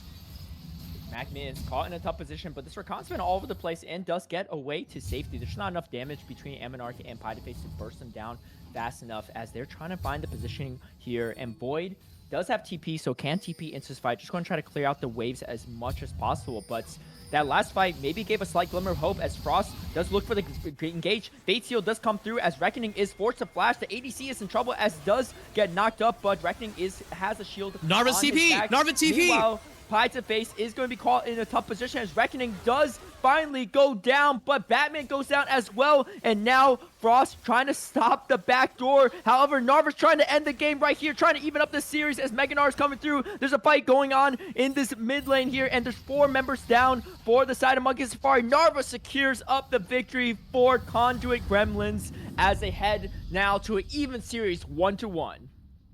Yeah, and in the end, Conduit Gremlins, from what everyone anticipated as what would have been a free win for the side of Monkey Safari, going to just kill that narrative immediately, showing exactly why they were the ones able to make it into this position in the first place.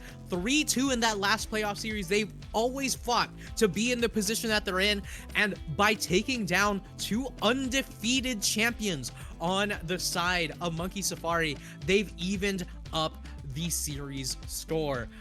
Monkey Safari, now, how do you respond to the fact that Conduit Gremlins took your best cards and turned them directly against you?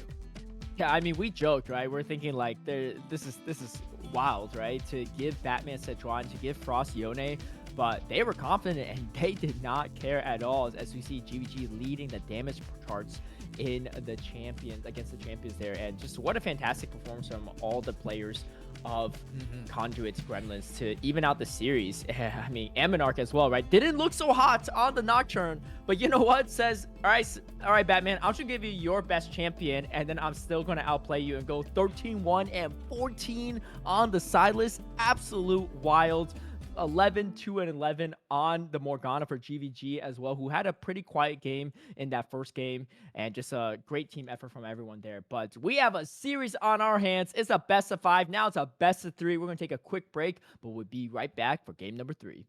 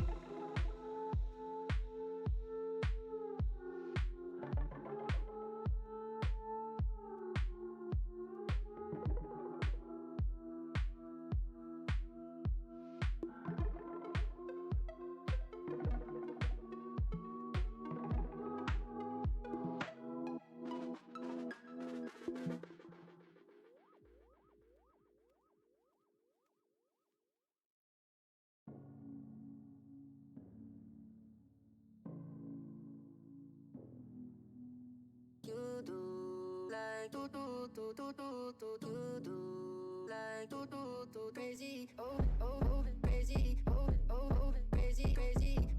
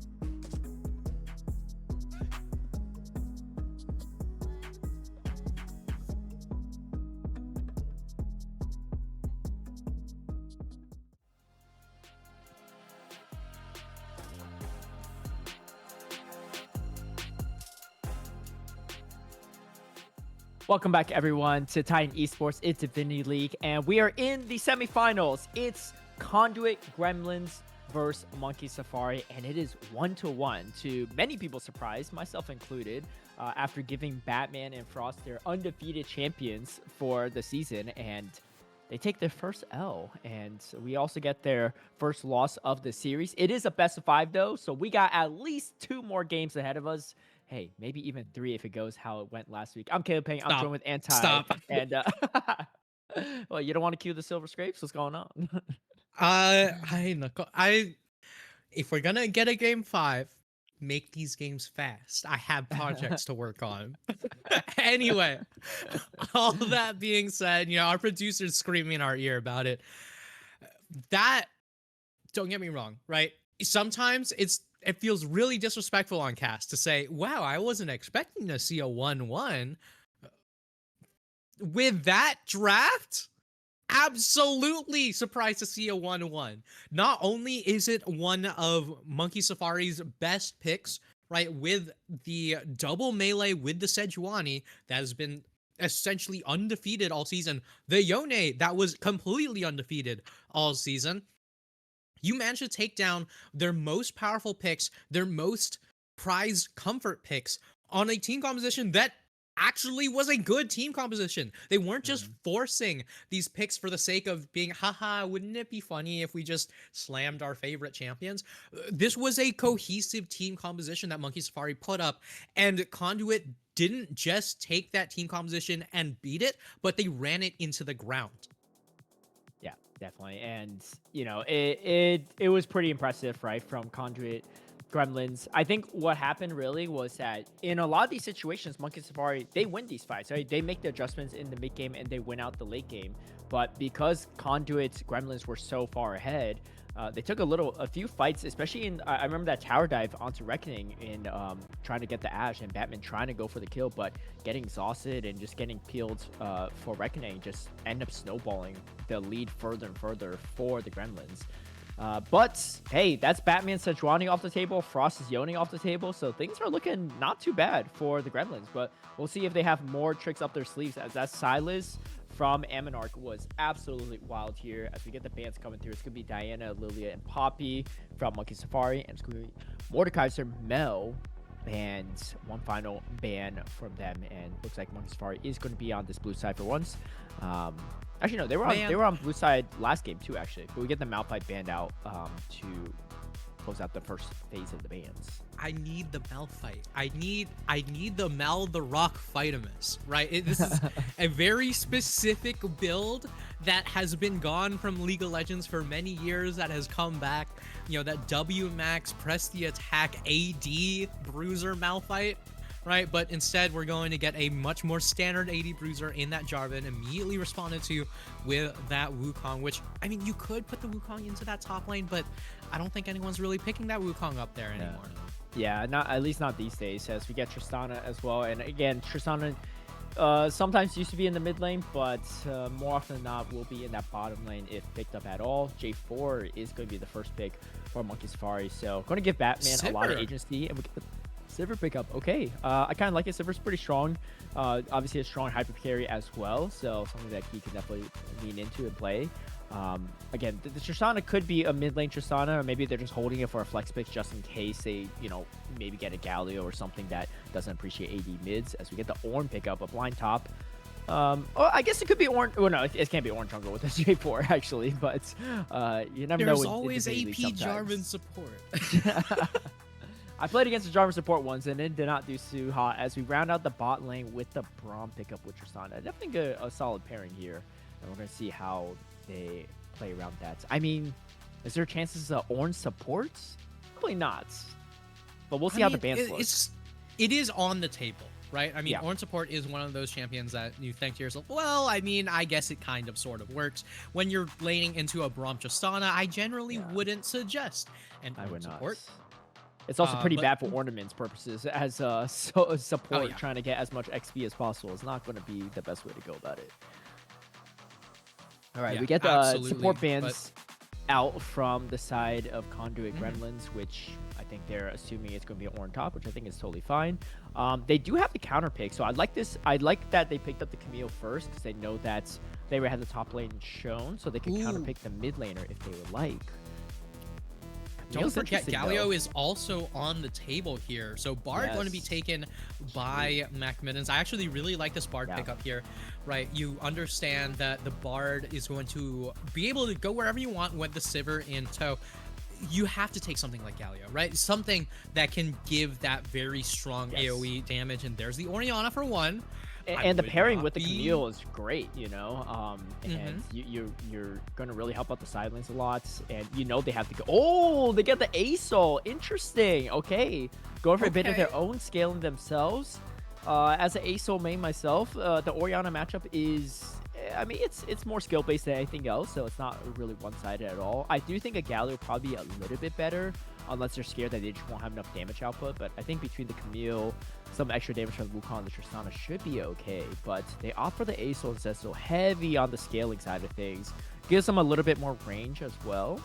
So we'll see how that goes. I don't know. I mean, obviously, you know, you get the ornaments in the late game too, so it's not going to be like completely one-sided in the late game, but things look really good for the Gremlins if they do drag this out late. And we haven't seen GVG's Aurelion Sol, at least to my knowledge, but he had a fantastic game in game number 2.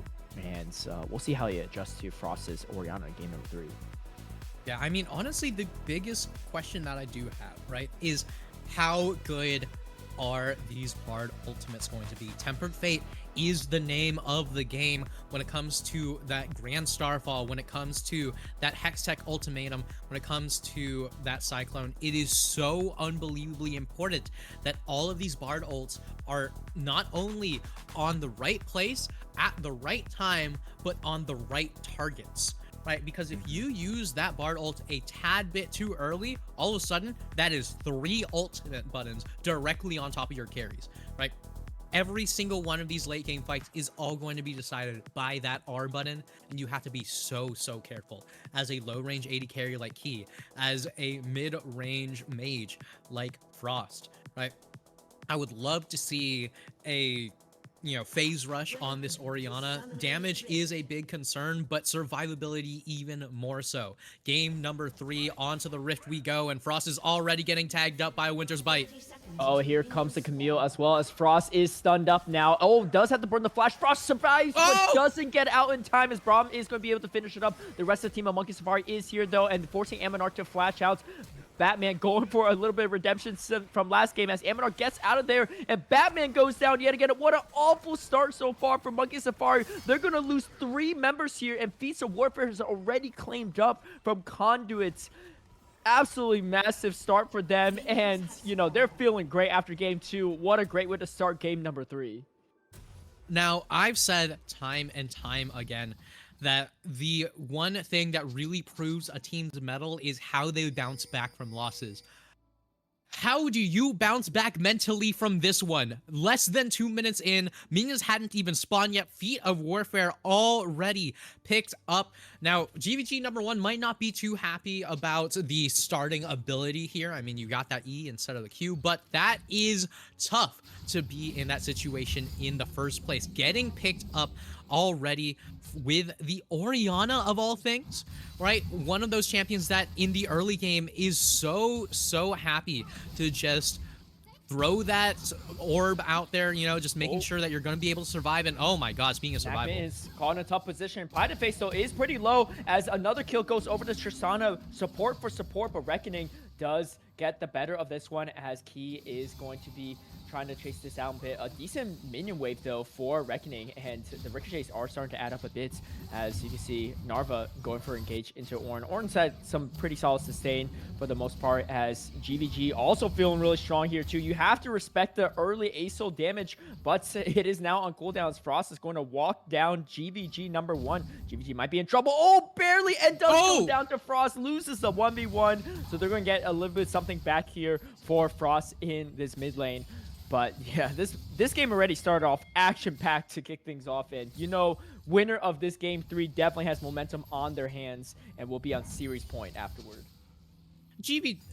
Caleb, so as the resident Aurelion Sol player, right? Yes. does Flash not do the same thing on Aurelion Sol that it does on every other champion? Because GVG #1 has that Flash available. You know, we know that Frost doesn't have his available here, and the fact that he dies with that Flash up is insane to me. Yeah, I mean, I'm a greedy man myself sometimes, so I can't judge too much. But as far as I remember, the Flash does work pretty well as he is going to fly over and start chunking away Frost's health bar a bit. Playing aggressively on this ASO is always a great start here as Key is going to be stunned up, but Reckoning is super low, and the shutdown actually goes over to Mac Mittens, maybe overstepping a bit here as trying to take out Key, but Key does not go down yet, and Key trying to stay up. The barrier's going to be popped, and Pie to the face also goes down. A huge exchange over to the bot lane of Monkey Safari, and now Key all of a sudden is 2-0-1 on this hyper carry and has a whole minion wave to eat up on top of it. Junglers yeah, and on top of that, Batman going to be able to just push out this jungler, making sure that there is not going to be a return gank in the bot lane to make certain of it. Top lane just going to be quick trades back and forth. The fact that everything is as even as it is now after that disastrous start is incredible. Yeah, I mean, things look so bad, but that's the mental fortitude that you would expect from the undefeated team as GVG is going to be walked down yet again, has no mana to get out of this, but there's not enough damage from Orianna just yet. But however, GVG going to be forced to recall yet again, playing super aggressive on this Aurelion Sol. And, you know, sometimes that is for the best, but you have to definitely figure out your timings as this Orianna has a lot of mana, a lot of damage to still dish out here as Mac Mittens is going to be spotted in this bush. And the skirmish is going to continue, but he making a really good adjustment despite being behind just the team as a whole, still getting advantages for himself as much as possible as we do get a big sword in Key's inventory, and that's going to be some nice additional damage. Yeah, I mean, 2-0-1 on that Sivir. I've said time and time again, Sivir is a champion that wants items, right? One of the few champions that people like to say has a 6-item power spike. I mean, soon it'll be a 7-hour item spike. Yeah, I mean, like, now it's going to actually be a 6-item power spike instead of just considering, like, fully completed boots as the 6th one. But, I mean, we know just how much this champion wants gold. We know just how much damage this champion can put out in the late game. We know how safely that he can output, that Key can output damage on this champion. Now the big question is, how much more power are they going to have in this laning phase that they were almost certainly slated to be losing out on? Yeah, it's, you know, really great adjustments, and now the gold lead is actually on the side of Monkey Safari, if you can believe that. But Conduit Gremlins, they do have a strong late game, especially with that Aurelion Sol infinite stacking on that dragon, and that damage can be very menacing in the right positions. Camille also very, very strong in the late game, and Narva has not died yet, right? 1, 0, and 2, so definitely where you want to see the Camille. Actually has a 10 CS lead over Void as well, and Narva's going to be your answer to a lot of these carries as using the pillar against Void, and here comes the Hex Tech ultimatum. Void is in trouble, forced to flash. A really great trade for Narva in that top lane, and you know, if you get this Camille going, it is not going to be a good time for Frost or Key, because that is going to be the targets for Narva as you can see GVG just burning down, breathing on to Frost. Oh, Void actually didn't recall, so wants to stay for the wave. The real question is going to be greedy or not, because the flash is right down. Wait, Narva already burned the flash as well to avoid some of the tower shots, but still end up taking 2. Maybe a slight miscue there, but that's not too bad for Void, especially given that he was pushed back, but still stayed for the wave and grabbed the flash from Narva. Both champions have literally no mana at this point in time, too, so I think neither are afraid of any potential dive or kills, and Void making some good adjustments here to grab some farm back. Yeah, able to make use of that Ornn passive, able to pick up a little bit more of that gold. Greeted the hell out for that wave, but it works out in the end. Batman in the wings, just trying to see if there is a possibility of Frost going directly onto GVG #1. But as we can see, Mac Mittens just walking around the map, doing Bard things, making sure that everyone is as safe as possible. It was a disastrous level 1, but it is far from disastrous as the rest of the game has gone from the perspective of Monkey Safari. 4-4 right now, as even as you can get it. And the biggest question is, what is this going to turn into? Who actually outscales the other? On one hand, you have, the quintessential late game AD carry in the Sivir. On the other hand, you have a champion who gets more auto attack range as the game goes on. In the mid lane, you have a champion who will be able to one-shot enemy teams when the late game comes around with a well-placed ultimate. And on the other hand, you have an infinitely scaling champion, right? No matter how far you go, there's always an answer for each and every one of these opportunities. That's right. Yeah, I think you stated really, really well there too. And I think there's just not a lot of lockdown onto this Railing Soul because the Cataclysm is not really going to affect the ASO that could just fly out of it. So we'll see how GVG plays it out as we get the Cataclysm coming through, catching 2 members. Ammonarch is going to try to get out here. The Cyclone is going to disrupt the bits here, but Ammonarch is going to be the first to go down as Frost going to pick up that first kill. And Narva just going to run to safety as Grubs is going to be picked up for Monkey Safari, unless there can be any contest. I don't think that's going to be the case. And great gank from Batman yet again to secure the first objective. Infernal Drake is spawned on that bottom side, but that could still be picked up from Monkey Safari as well too if they push out the lanes enough. He is very, very strong on that bot lane. Yeah, I mean, right now the big question is, are you going to be going for all 3 of these Void Grubs, or are you just going to be taking 2 for those feats and then hopping over to that dragon? No, it is going to be all 3, so that it is going to be a trade onto that dragon as a whole. Batman might actually be looking to walk straight on in, but I think that it's almost certainly going to be going down to the side of Conduit Gremlin. There is no attempt to try to make a sort of steal. Frost walking in here might change things up a little bit, though. They are taking this dragon relatively slowly. Yeah, Batman is in the position here and knocks up 2 members. The Forge God's going to be called as well. A lot of resources spent for this Drake. 5 members for this one Drake, and they actually take out 2 members from the side of Conduit. So pretty good exchange overall, and we still got the TP back over to the top lane, so Void is going to be able to contest the Camille. At the meantime, doesn't give up a turret for their prospects there, and so that's going to be pretty good as picking up 2 early objectives. Feats of Strength is still on the table as Void dishing out a lot of damage in this matchup versus Camille. Yeah, a lot of damage here. Void right now, honestly, with one more Bellows Breath, this could be a lethal proc onto Narva. Narva understands that immediately, hook shots away, and just like that, Void might have gone a little bit too far in that jump towards the bot lane for that dragon, but it's going to pay off extremely well for the team, extremely well for the Ornn. The Demolish proc in that top lane also means that you're going to be able to even out those plate numbers in the end, as Void right now very happy with his position. I mean, every Ornn on planet Earth loves to pick up those turret plates even more than most champions would. I mean, you just sit back, build an item, and all of a sudden you feel so much stronger than anyone has the right to be without backing.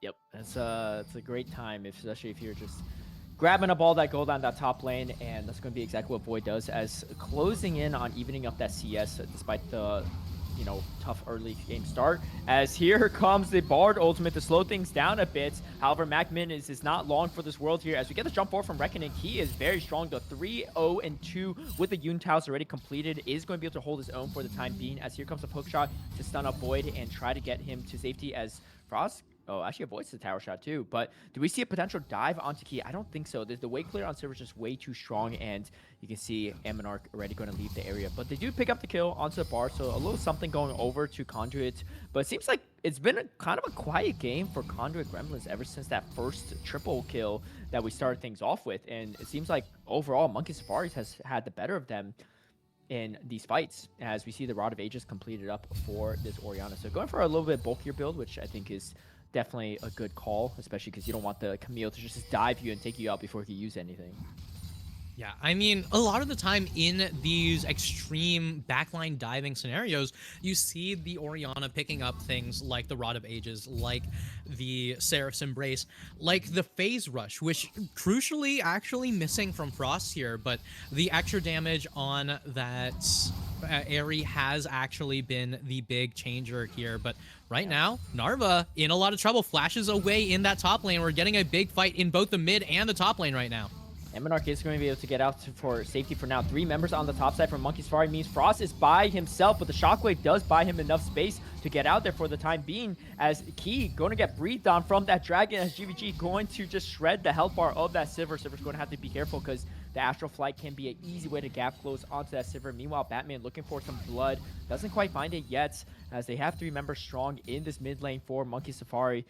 They're trying to do something here, but there's not much of a minion wave to push this out, and Batman maybe just trying to hover in this area, trying to get as much prio as possible before these next objectives are coming up.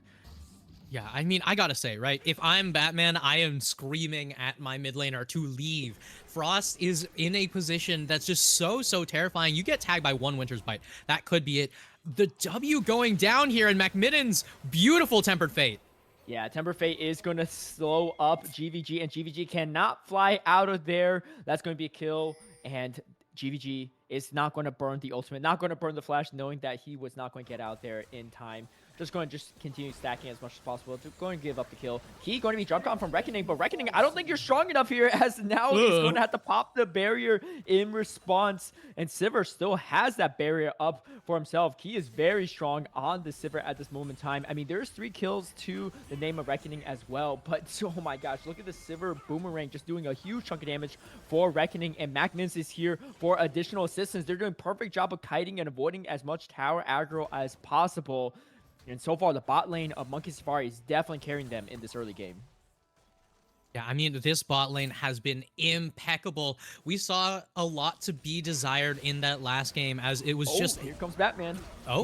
He might be caught in a tough position, though, as the turret shots and the Braum is going to be the one that takes out Batman. Shutdown going over to Pie to face, and here comes GVG, actually flashing over the wall and going for another Astral Flight and just going to slowly walk down McMittens. McMittens does find himself a little portal, flashes away. Maybe he gets out of here. I don't think so. Frost is here for the backup, though, as Frost is going to use the Shockwave to slow things down. Padded Face is quite low, but here comes the Skies Descend, going to do a huge chunk of damage as Frost is on a rampage. The question is, can Frost get out here yet? I think Astral Flight is on cooldown, so GVG, I don't know why I keep calling him Greg, does not pick up that kill. McMitten somehow surviving all that, so look like only Batman was the one to go down in that fight, which is kind of crazy, given how it started. Void is going to call the Forge God, doesn't knock up Narva, and Narva just one ult away from taking out Void, but doesn't want to go for it, doesn't have flash up, and might be a little bit tough of a dive. We'll see how that goes. Batman try to go for a Drake Seal, as here comes GVG just breathing down on Batman and does take out Batman. Drake goes over. Here comes Key, though, and Frost, the carries. However, GVG is going to be able to fly out there. A-OK, Monarch going to be stunned up for a time being. Maybe they go on to re-engage. There's no mana really on this Railing Soul. Temper Fate doesn't hit anyone here, but McMinn is there for the backup as Reckoning goes crazy here. Tries to go for the 1v1 against Frost, but doesn't quite get it. Just ends up giving a double kill over to Key. And now members of Conduit have to go on the run. They do get the Drake, they do get Batman, but they don't get too much more out of it as they lose 2 members themselves. However, GVG breathing on McMittens does get McMittens pretty low, but no mana on it. Railing Soul means that there's not going to be much damage going to be output. Oh, actually going to opt to stay, try to protect the turret. I don't know if this is going to be a good call or not here, as we see the TP coming over to Camille. Going for the flank from behind. This could be a huge engage from Narva, as Pie to face actually picks up another kill over McMinn. And here comes Narva for the cleanup duty. Frost is unstoppable, but does get shut down from Narva. And Narva going for the double kill on the Camille. An absolute brilliant hold from the side of Conduit Gremlins. Yeah, insane flank from Conduit Gremlins there. Narva, beautiful TP into the back there. Not going to be seen. Instead, we're the ones going to be seen. Hello again, once on camera. But I gotta say, right, that was a beautiful, beautiful play coming in from Narva in that back line, right? Teleporting directly in. But Void, once again, just going to follow this Camille, try to make sure that there's nothing that the Camille can do to actually push this as a full-on lead. This Ornn is getting closer and closer to that level 13 with that Masterwork item. Level 14 is when we start to see this come into play for the rest of the team. In the meantime, this Herald going down would be insanely good for the side of Monkey Safari, but what are we gonna see? All right, Batman goes to engage, and here comes the Cataclysm. Monarch is quite low and is going to be the first to go down. The Sky's Descent did not do enough damage, didn't really land on anyone. Now GVG is caught in a tough position. That's going to be a double kill going over to Frost, and this looks like they're going to try to grab up the Feats of Strength as they try to secure up this Rift Herald. What? Meanwhile, Void wins a 1v1 against Narva, and things are spiraling out of control for Conduit as they lose 4 members for 0, and they grab up the Rift Herald and Feats of Strength.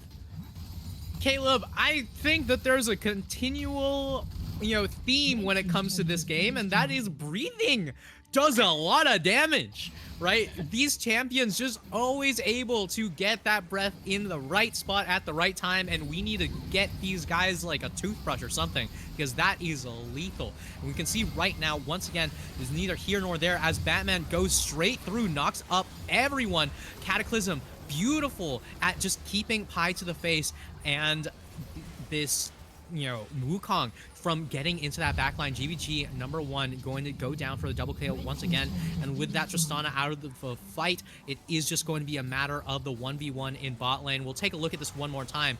Call of the Force Guy gonna get dodged up by the Hextech Ultimatum. First Bellows Breath goes wide. The hook shot does land. Every single hit from Narva manages to land, dodges that E, and still dies to the Bellows Breath.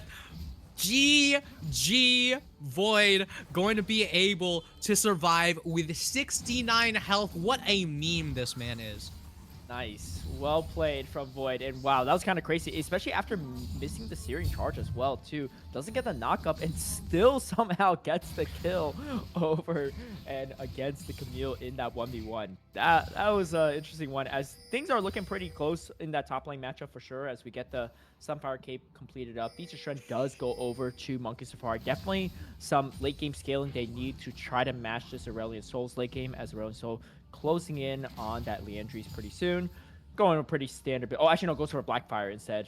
Sorry, I missaw that. But I guess Leandries is still potential down the road if he wants to go for some additional damage. But 7, 2, and 5 on a bulkier Orianna build is not something you want to contend with. And Frost is going to be really dishing out that damage, especially against the carries of Gremlins. And honestly, the Temper Fates have been really good. Mac Mittens throwing the Temper Fates, freezing up that Aurelion Sol, kills all of ASOL's teammates, and then they're like, all right, well, it doesn't matter if you scale that hard. You can't 1v4 us, right? Especially out of a Temper Fate with cooldowns still being ticking. And, that was just a really great setup for that endgame team fight for Monkey Safari. Yeah, and one thing I do have to note here, Caleb, right? Take a look at Frost. Level 13, about to hit level 14 with the use of that Rod of Ages. Otacon hasn't been taken yet. Otacon just now spawned. That's a flash forward from Narva. They really, really want this Orianna. But right now, what are you going to be able to do? Hextech Ultimatum inbound, and oh my lord. The shutdown, beautiful stuff from Narva, but trade on mid laners, it seems to be the name of the game. Yeah, the Sky's Descent is going to be dropping, doing a good chunk of damage, slowing things down a bit, but there's still a turret being able to protect the members of Monkey Safari. They look like they're going to just try to grab up the Otacon instead, and Batman, is he going to go for it? No, I think he opts to go for the Drake instead, so they're not going to be able to contend with this. However, Void and MacMin still want to make this a little bit troublesome if they can. They are bulky, but I don't know if they have the damage to contest here, as Narva going to go in, and MacMin is going to glide away to safety for now. Flash forward, jump forward from Reckoning is going to pick up the kill. Otacon goes over to the side of Conduit as well. They do get the Drake on the bottom side for Monkey Safari, but I got to say, if you're Conduit, you're feeling pretty good about that exchange. Yeah, you're definitely feeling pretty good about that one. One Ocean Drake for the Otacon is a GameStop trade and a half, right? I mean, right now, if you're Conduit Gremlins, you're definitely thinking to yourself, all right, well, the late game scaling is still very much up in the air. What is the biggest late game power spike that we can go for? Otacon is a phenomenal one. You're going to be able to even out a lot of those level discrepancies. Void now a level behind Narva, and Frost might have the level ahead of GVG #1, but that's not going to stay for that long, right? This Orianna was able to, cheat ahead using that Rod of Ages, but Otacon going to be able to even things out very, very soon. And we do have an Ocean Soul for this game, and that's going to be pretty handy for both members, both teams, I would say. Orin would definitely appreciate a Ocean Soul if possible, because he's already kind of hard to kill, and that would make things only harder as these ornaments are starting to come through for the teammates.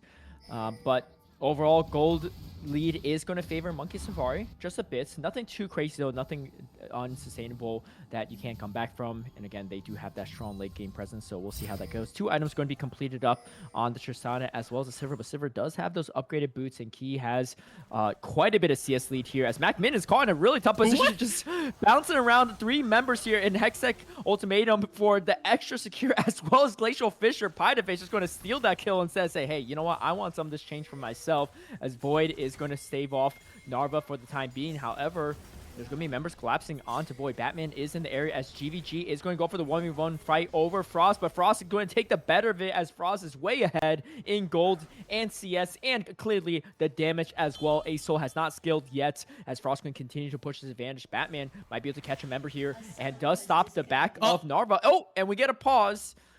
Looks like there might be a DC from Amonarch as we're going to try to get things back and smooth up here, but fights all over the map here, and things are looking pretty good for Monkey Safari in this early game.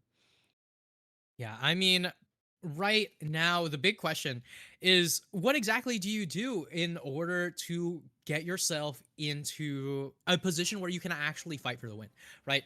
I mean, there's these silly little plays that happen here and there, right? Well, Mac Middens on the Bard walking around your jungle, just the fastest Bard int I've ever seen in my life, right? In the meantime, in that top lane, GVG #1 says, wait, we got the Otacon. I've got some kills. I got some stacks on a Dark Seal. I should be able to 1v1 the 7-kill Orianna, right?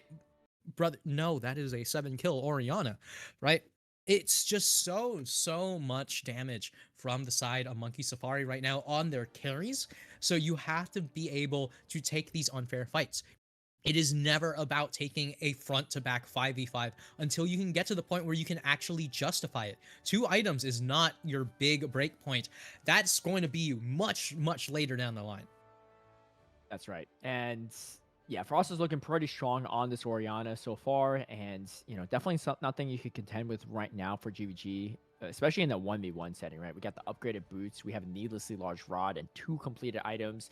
I mean, between the Rod of Aegis and the Seraphs as well, like, there's just not enough damage from this Irillion Soul right now to take out the health bar of Frost. So going to have to play a little bit safer in the side lane, but Frost making the most of it here. As we get the game unpaused, Batman going for a kill onto Narva. Narva's going to get out there for the time being, as Call and Foreshot is going to be blocked, so Void is caught in a tough position, has to run for it, as Key is going to take out Amonarch, but the shutdown goes over to the Tristana. Narva gets out of there in time, and Key goes down. That's absolutely huge. All of their damage gone. Now Batman, the lone survivor, trying to fight for his life. I think he is going to get out here A-okay. Temper Fate thrown just for some additional safety if need be. I'm going to get a little slight delay here, but 2 for 3 trade. So again, things are looking pretty good for Monkey Safari, but they do take out the Sivir and they do take out the Ornn, which is 2 crucial kills over for the side of Conduit.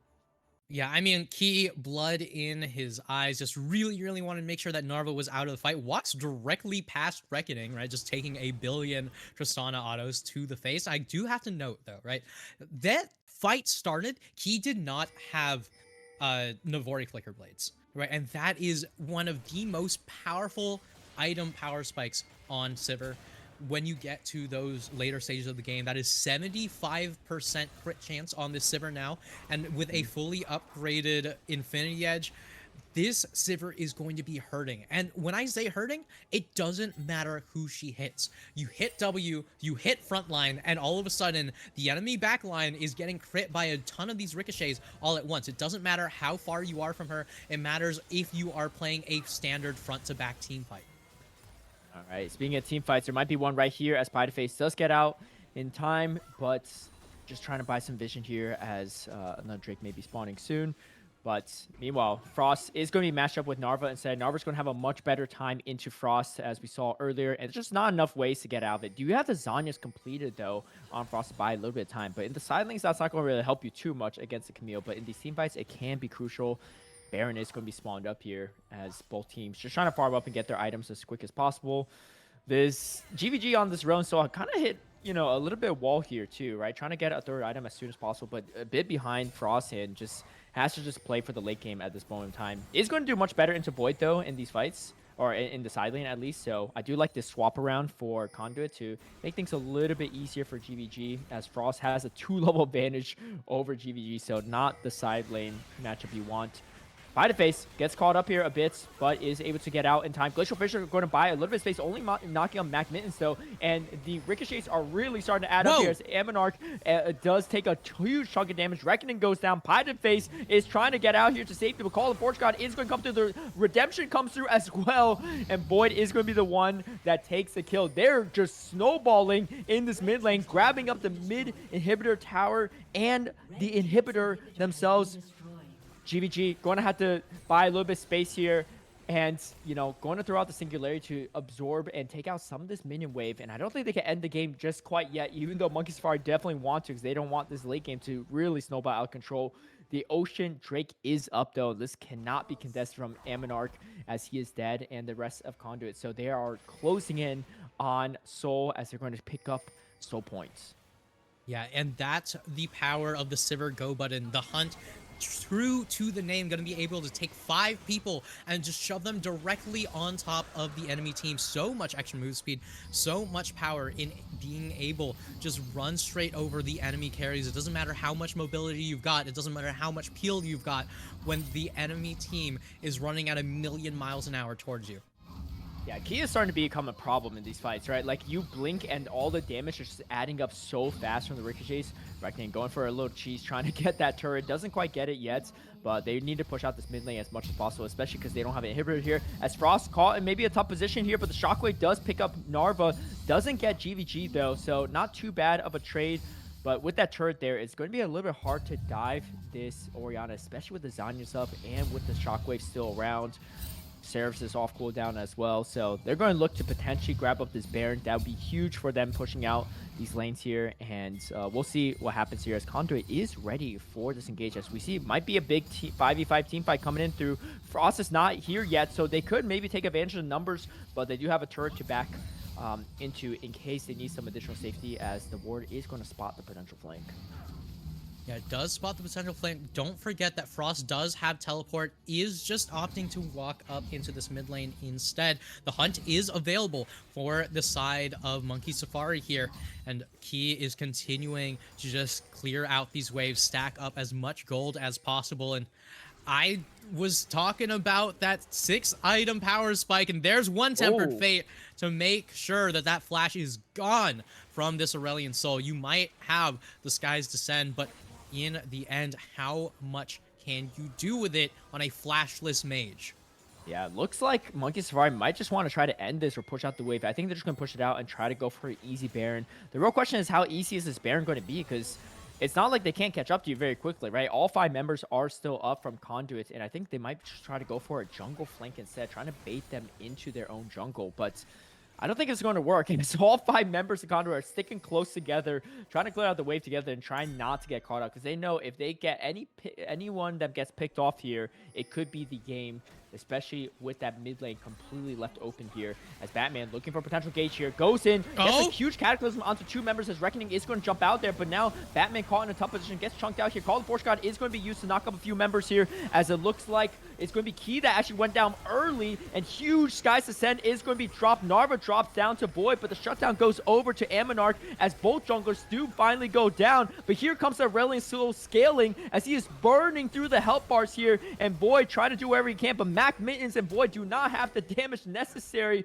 unless I can be proven wrong. I don't think that's going to be the case. Now Void, the lone survivor against the rest of Conduit, and Void's just going to have to charge out of there, but no, gets burned down from GVG on this Aurelion Soul. Aurelion Soul is online, and they're here to fight. Picking off Ki was absolutely huge for that, and they're looking for more.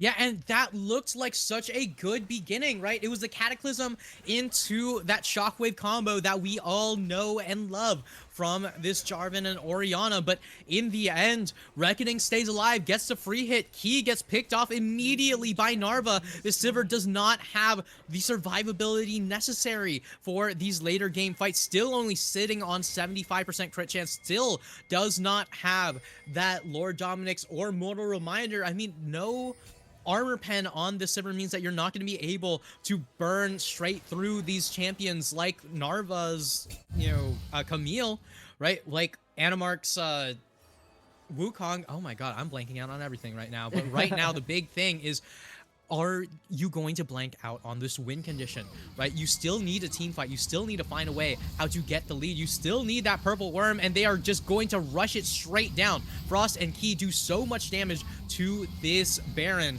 and right now, is Aminarch going to be able to get in the right spot in the right time? Tempered Fate is available. This Baron is going down, and there's no steal potential at all.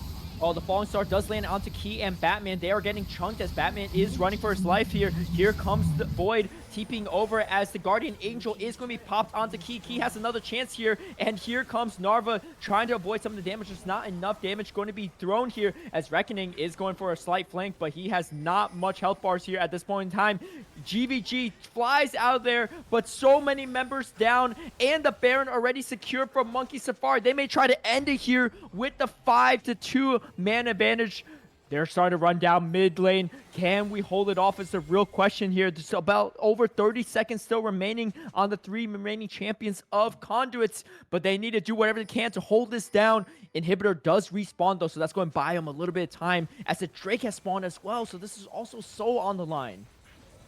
Yeah, and that's a huge play from the side of Monkey Safari. This Guardian Angel for Key doing so much work. The fact that the Hextech Ultimatum was saved for that Hextech, oh my god, never mind. Who cares about that? Look at the Nexus. Yeah, Batman does go down, but there's too much damage on Nexus. It looks like Monkey Safari is going to take this pivotal game number 3 off the backs of that huge Baron fight, and they are on series points after this one. Yeah, series point. Monkey Safari once again showing exactly why they're favored going into this. Extremely powerful team fighting off of a disastrous start for Monkey Safari, and in the end they still managed to find a way to bring it back. Their mental saved, the series saved, and the game firmly in their pockets.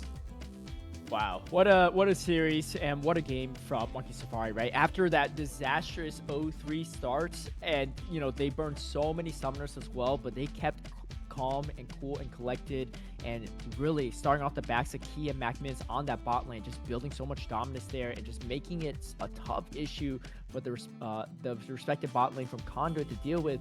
Void on this Orange just playing great in the side lanes. Frost as well doing a ton of damage on this Orianna, and of course Batman all over the place.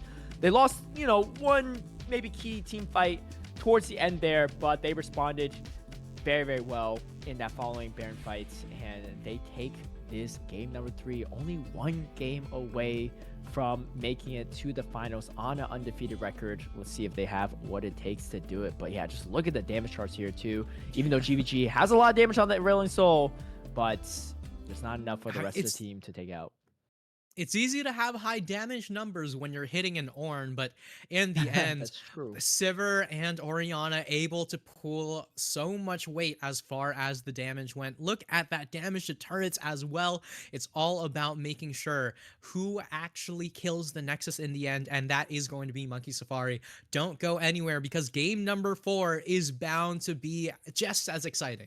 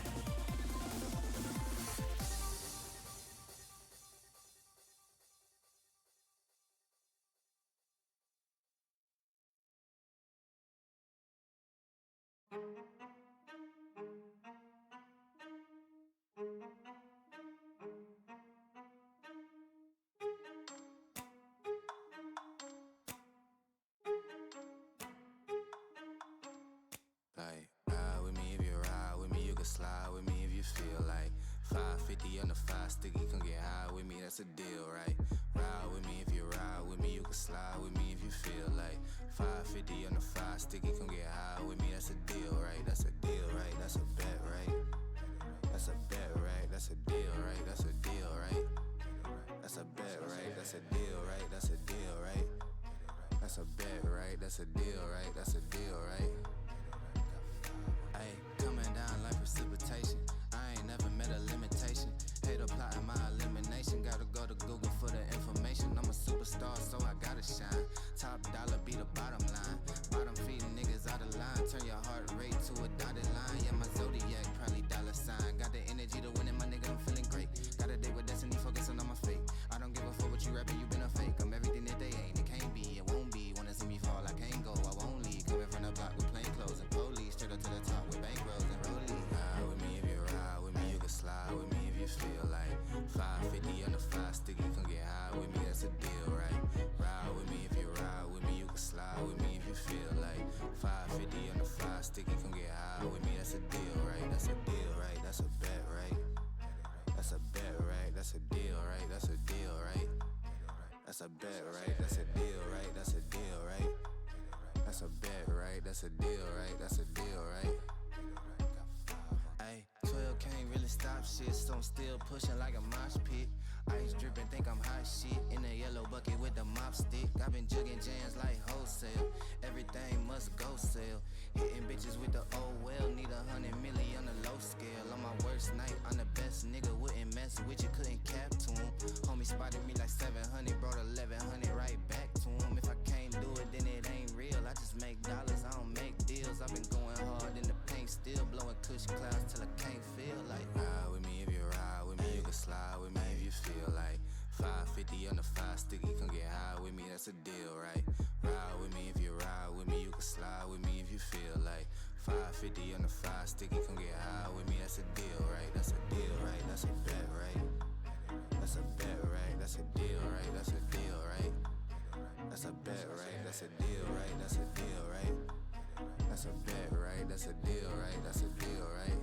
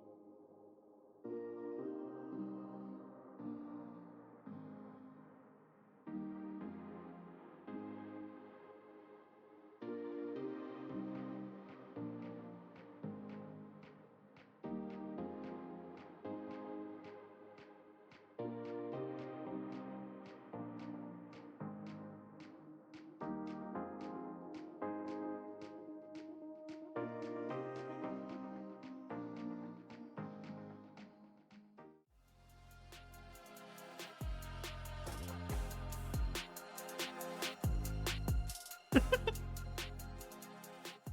back, everyone, to Titan Esports. It's Divinity League. We're in the semifinals, and we're on series points for Monkey Safari. But if Conduit Gremlins have anything to say about it, then we might be able to stretch this to game 5. We'll see how it goes. I'm Caleb Payne. I'm joined with Anti. Caleb, I swear to God, I'm going to kill you.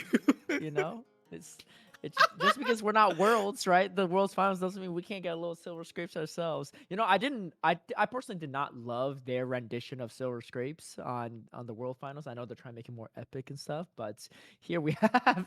There we go. a more Exactly. classic Your image. camera blacked out because everything you're saying right now is against the production's wishes. No, I'll memes aside, At least get right? the camera on the cats now. Come on now. Yeah, We that's got a fair two point. sleeping That's a cats fair here. point, Look right? at We this. pay the Look at cat these two. taxes. Look, yeah. Well, I'll pay the cat taxes here for my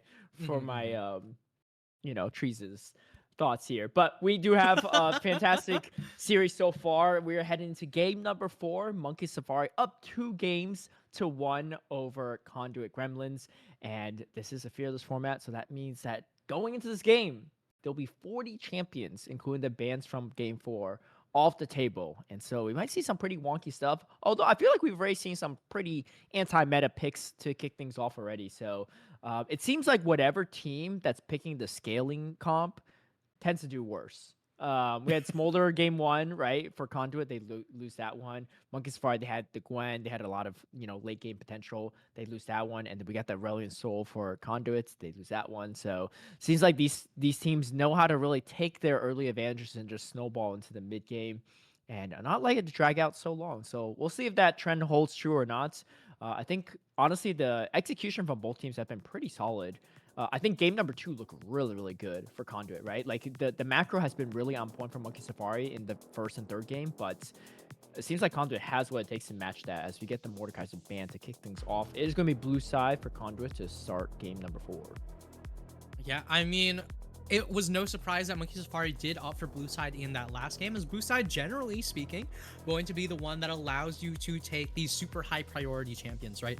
And in that last game, we saw, I mean, in many of these games, we're seeing immediate slams on these champions that teams are very, very confident in, right? The Sejuani, the Smolder, right? These champion picks where you think to yourself, I'm not sure if you should be going for that on blue side first pick, but these teams say, I don't care if you're supposed to. I care about the fact that I believe that this is going to give us the highest chance of winning. Mel once again taken away for the 3rd game in a row. Malphite taken away on red side for the 3rd game in a row. I demand Mal the Rock Vitamus, but like in the end, what can you really do? Teams don't want to play against it, and Jinx.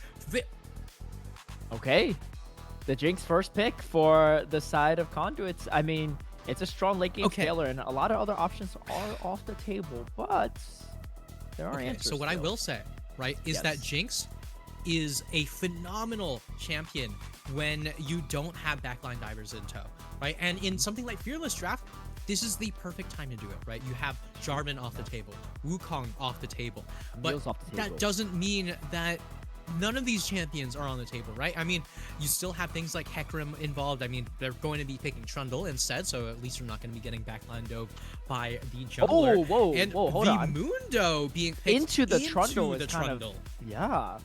That is Interesting. Very. I mean, at Usually the they're very picking least- Mundo when Trundle's banned or off the table already, but we're going for some scaling on the side of Thresh. Conduits. Okay. Okay. All right, so we're going to be seeing a full-on Jinx composition from the side of Conduit Gremlins. But once again, remember, when there's a Trundle on the screen, you are not playing a one-tank composition. If you have a tank and you're playing against a Trundle, you are currently playing a 0.5 tank composition. You need at least one more beefy frontliner or Trundle is going to run over your entire team. At the very least, Mundo is a health tank, right? He's not one of those super high resist tanks like a Rammus, like a Sejuani, that Trundle would absolutely love to just eat up like nobody's business. In the meantime, Rel going to be taken up here. One of those champions I generally would not expect to see into the Thresh, but at the very least is going to be able to set up the Ziggs extremely well. Yeah, definitely. So Magnus Storm and Mega Inferno Bomb combos could be pretty deadly if you land them correctly, but maybe just going for some more supported frontline champs, which makes sense. Ziggs is going to have definitely the... Oh! Vayne? Whoa! Blind? Okay. Vayne... That's a Vayne top, right? It's got... okay, Oh my let's put god, it this is way. this Vayne This jungle? could be... Wow, that'd be wild. But it could be a Ziggs mid, and it could be a Vayne bot. Because this Kennen's probably a pickup to potentially counter the Vayne, but with the last pick still on Monkey Safari side, it could be a different story. Oh, and we get the Echo pickup, so there's going to be an Echo in this mid lane, I would assume here, and I mean, I guess theoretically it could be an Echo. It would jungle suck so bad. in Mundo top. Okay, we get the Nasus. Wait, hold on. Hold on. Listen. Okay. Wait. Okay, so this is Nasus top, right? Vayne bot, Ziggs mid, Trundle jungle. Things are getting pretty believe funky here, so. game number 4. Okay, now one thing I will also note, right, with this Nasus pick up into that Yes. Kennen, right? Kennen's one of those champions that struggles a lot in this current iteration of competitive play because Kennen needs item completions, right? Item components aren't nearly as powerful for Kennen because he's building things like the Rocket Belt, the Shadow Flame, right? The Rabadon's Death Cap. These are items that have okay build paths, but the build paths aren't nearly as powerful as the completed items. In the meantime, you have champions on the other side like Vayne who are going to be building things like the rapid fire not rapid fire cannon. That's the one thing Vayne doesn't build actually. Sorry. Build things like the Blade of the Rune King is a relatively common one. The Kraken Slayer, right? These items that have so many components that they're much more happy to have, and they don't need to be completed as importantly as the Kennen does. Yes. Right? Most importantly, Nasus It is. more than happy to rush a Spirit Visage into the Kennen if he so desires. And what do you do against a champion that gets to Q stack all day? Yeah, I really like the adjustment here from Monkey Safari, right? Because, Vayne top can be maybe not the best of time into the Kennen, but throwing it into the bottom lane, swapping Frost onto the Ziggs in the mid, going to buy some solid range into the Echo as well, too. Going to be a pretty safe lane, I think, for the Ziggs. This is looking not so good for the Mundo. Let's just put it that way. And the Vayne definitely outscales the Jinx as well. And the Nasus is infinite scaling too. The Trundle. Yeah, it's going to be... I don't know. I think Monkey Safari definitely have a slight leg up in this draft. I really like the creativity there. And the early Dr. Mundo pickup is going to be punished a bit here. But we'll see. I mean, Dr. Mundo's health bar is no problem for the Vayne for sure, but he does have a lot of things to stack Heartsteel on, so he does have that going for himself at least. Yeah, I mean, one of the things I will note, right, is that if Jinx doesn't get jumped on, it's actually pretty dang good for the Jinx, right? I mean, there's a lot of champions that you can just outrange, a lot of champions that she can just, auto with the full range Q from super far away, and she's very, very happy to be in that position. However, right, Nasus Wither is a move of all time, right? If you don't have a QSS, if you don't have a Mikhail's, good luck. I do not care how much you play the game. I do not care if you are literally Gumayushi gliding all over the place with Jinx. Nasus hits W once, that is a stun. That is a 5-second stun, and it will loop. Yep. And you're getting chased down by a Vayne, by a Trundle, by a Nasus that have you withered. And Ziggs is throwing bombs over his shoulder the entire time. And you can't get to Frost, right? And I think that's the real thing is how do you get Jinx excited? How do you get that first kill off to start snowballing Reckoning on this Jinx? And that's the tough part, right? I mean, you don't want to focus fire a Trundle all day long or a Nasus. That's going to take way too long to take down. The Rel's not easy to take down. And then Ziggs is all the way in the back. And Vayne's just, dancing all over the place. And it's hard to even lock down. So... This looks like a tough game for Conduit, but I wouldn't count them out yet. I do think they have some components for success, but I think team fighting for them is going to be a little bit more complicated than it is for Monkey Safari. Yeah, one thing that I am a little bit concerned about, right? So McMinnon has to take exhaust, right? Void on that Nasus, actually in one of the very few matchups where I would say that you can get away with Unsealed Spellbook, right? And Kennen struggles a lot in the current meta because of things like Unsealed Spellbook, making it so common for these junglers, for these supports to be taking exhaust to make sure that that Slicing Maelstrom can't just build straight through everything. But Slicing Maelstrom might be burning straight through the enemy team, but it won't be burning through this Black Friday sale, because that is 20% off of all Titan items with that Titan Esports store on FOF Esports. I mean, shout outs to FOF as well. And I gotta say, right, we got a lot of little fun things. I like that candle too. I was like, scent of Titans. I was wondering what scent that was, but I looked a little bit closely. It's cinnamon vanilla, which does seem like it would smell quite good. It is. It smells like the holidays. It smells like a Yu-Gi-Oh tournament. I mean, does it? Because that's not what I. I don't know what expected from a Yu-Gi-Oh tournaments you're going to share. I don't know.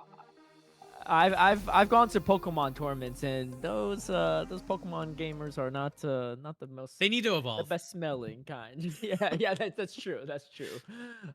They do, and some of them seem like they stayed in their stage 1 form for a little bit too long. Guys, we are headed into game number 4 here. Definitely check out the merch for Titan Esports if you want to support this amazing organization and keep these things running. As we see here, Frost going to be poking around on the Ziggs. I really like this. I wonder if this was their play for starting. So, we get the flash forward from the Thresh, but doesn't land the hook onto Void. Void going to be A-okay. Does opt to go for Fleet Footwork and the Ghost Teleport option. So going for a little bit safer option for the Nasus, which honestly to be expected. Yeah, it's to be expected, and I would argue the correct choice.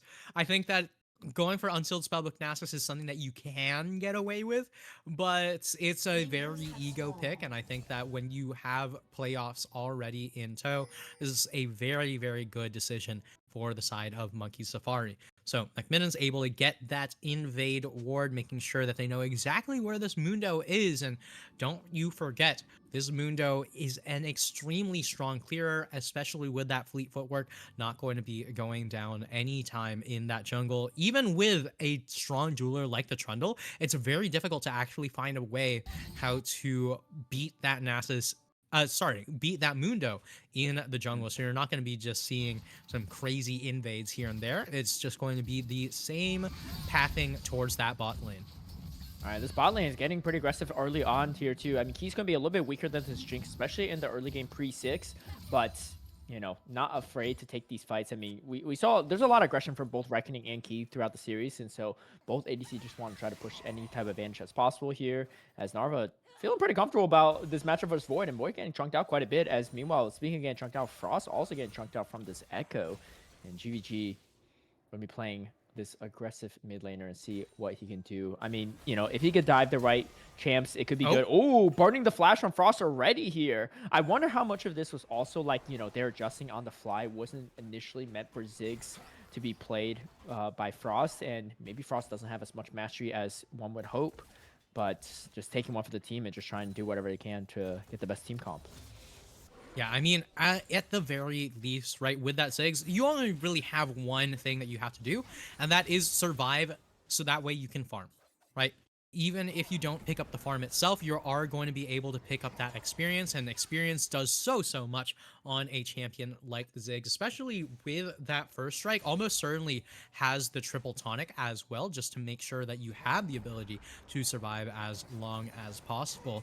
In the end, Void just picking up as much gold as possible in this top lane. That big hook on Mac Middens, though.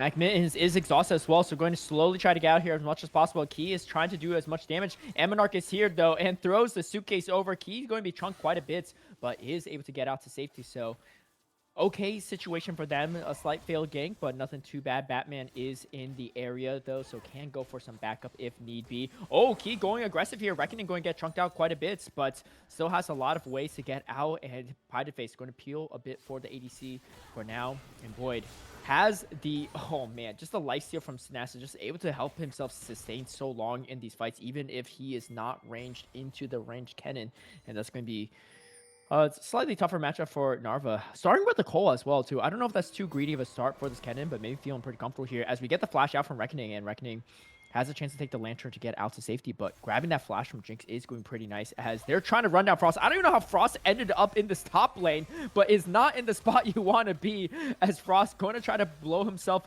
closer to the turret, but the first blood goes over to Amonarch on the Dr. Mundo. Second blood goes over to Key and picking up the kill. Frost gets a kill back over to Amonarch, but 2-for-1 trade. Not too bad. Both going over to kills going over to the carries, actually. So Frost picking up a kill and Keith picking up the kill. One kill going over to Mundo, though, is nice. Help get Mundo his items, help get those heart steals stacked up. But you get the goals where you want it to be. And again, I don't really know why Ziggs was up there so far, but GVG is going to be enjoying all of that extra minions that he's going to be gobbling up in this mid lane. Yeah, I mean, all of that was off of that gank in the mid lane. You know, Mundo just walks up in towards that Ziggs, and Frost says, well, I don't have flash. I need to figure out a way how to get out of here. I can't walk over to my tower. I can't walk out for free. And in the meantime, top lane, it feels like Narva can't really seem to find a way how to kill the minions, right? That Nasus is so juicy up there, right? You just always want to hit the dog for some reason. In the meantime, the minions are just so tempting, as Batman gonna come on in, a hero for Void once again. All right, let's see if Void can get the Wither down or not. Yeah, I think Narva is going to be slowed up here quite a bit. Does Narva get to safety? Isn't level 6 yet burning the flash from Batman, but Narva has to spend his own flash to get out to safety, so not too bad.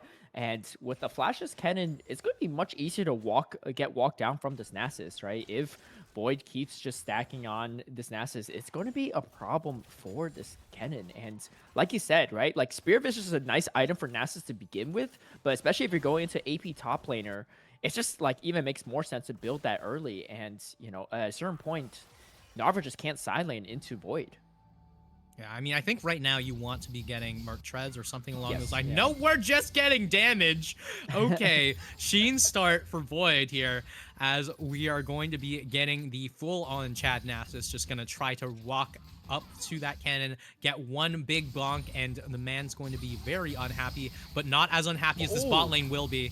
All right, we see a stun coming through, but Key trying to buy some space as much as possible. Amonarch is here, though, and start whacking away on this Vayne. Here comes the Mega Super Inferno Bomb to do some extra damage, but Key is the one to go down. Pie to face, though, has to flash out to get to safety. Amonarch is just in the middle of it, doesn't really care at all, tanking things up, and level 6 now is on the Mundo, so going to pop the maximum dosage to heal as much as possible. Batman has to run for it here. Batman 2 levels down behind this Mundo, actually, and that's not going to be great, as the suitcase is going to land on some Mac Mins.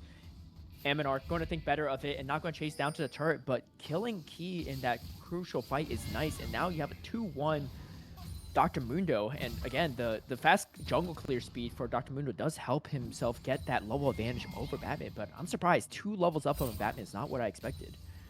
Yeah, the fact that, honestly, in my opinion, the fact that Amonarch's level 6 already is incredible. This Mundo has been farming up a Storm, able to pick up a second kill, able to pick up quite a bit of damage. But speaking of damage, look at this top lane. Slicing Maelstrom is going to be popped, but not going to do enough here, as Void just says, you know what, I'm going to shrug it off. I'm going to keep stacking, and I'm going to keep life-stealing these minions.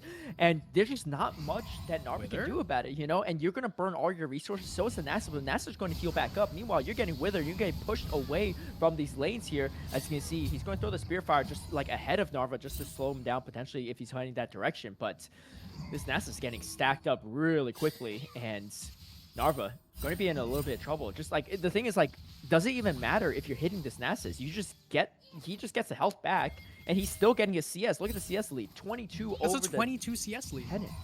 Yeah. And this is a cold start Kennen. I mean, I said it before. I was joking a little bit, but how much do you actually care about the farm if you're going to start Cole Narva?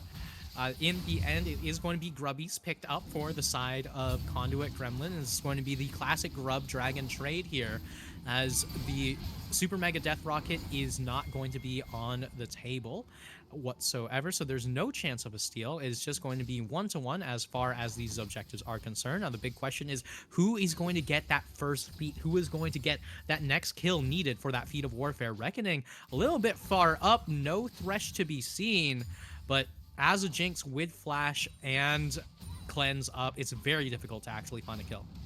Yeah, it's nice that you get the 3 grubs over to the side of Conduit as well for that Dr. Mundo, because you're going to really be able to push these objectives as well as the Jinx, who really just shredding through this turrets. As meanwhile, GVG going for a fight here onto Frost, but Batman is here for the assistance. GVG, though, can still pop the ultimate if need be, but might have to run back to safety because you probably go back right into the fight, and that's not exactly one. Batman going to buy some space for his mid laner. And meanwhile, Ammonarch is here, though. Level 7 on this Dr. Mundo. It's just doing his thing. Business time at per usual, and Frost going to just get run down. He flashes over to safety. Maximum dosage is going to be popped onto Ammonarch to get himself a bit more health. But you did burn the flash onto Ziggs, and Ziggs already pretty immobile. Is not going to enjoy being flashless for the time being. Honestly, this game might be a huge banger because there's a gold lead onto Conduit, but you have this nasty Nasus with a crazy 30 CS lead. Meanwhile, you have a Dr. Mundo on the other team. Like, this could really go any way, and the late game looks really strong for both teams. Yeah, in the meantime, Key and Reckoning just going head-to-head, toe-to-toe. He gets stunned up, and Key pops the barrier, still stays alive. Jinx is not excited yet, but Jinx is now excited, and they claim the feat of warfare. The zap does land onto MacMins, and MacMins is running the opposite direction that he should be going, but he needs to get out here some way, somehow. Does pop the blast cone. However, Face finds a way over the lantern, perfectly laid, and Ammonarch picks up the kill. 2 kills going over the side of Conduits. This game's all over the place, but I love to see it, especially on this game number 4. You know Conduit has to play their hearts out to have a chance to make it to the finals. They need to win this game to force a game number 5, but Monkey Safari want to close this out. However, this bot lane of Conduit is putting on work, and this Mundo 3-1 already, and is looking really, really strong. Has a level advantage, has almost 30 CS lead over Batman on top of it. Yeah, and more importantly than that, look at the amount of gold that Reckoning has now on this Jinx. Whether it be gold in-game or gold IRL, Reckoning's feeling very, very good about this Jinx with that arcane Jinx specifically. I mean, I gotta say, every time I see it, I think to myself, man, that's a lot of money to be spending on a game like this. It is. Not something that I've spent, but hey, you know, if you're a Jinx main, maybe it's well worth it.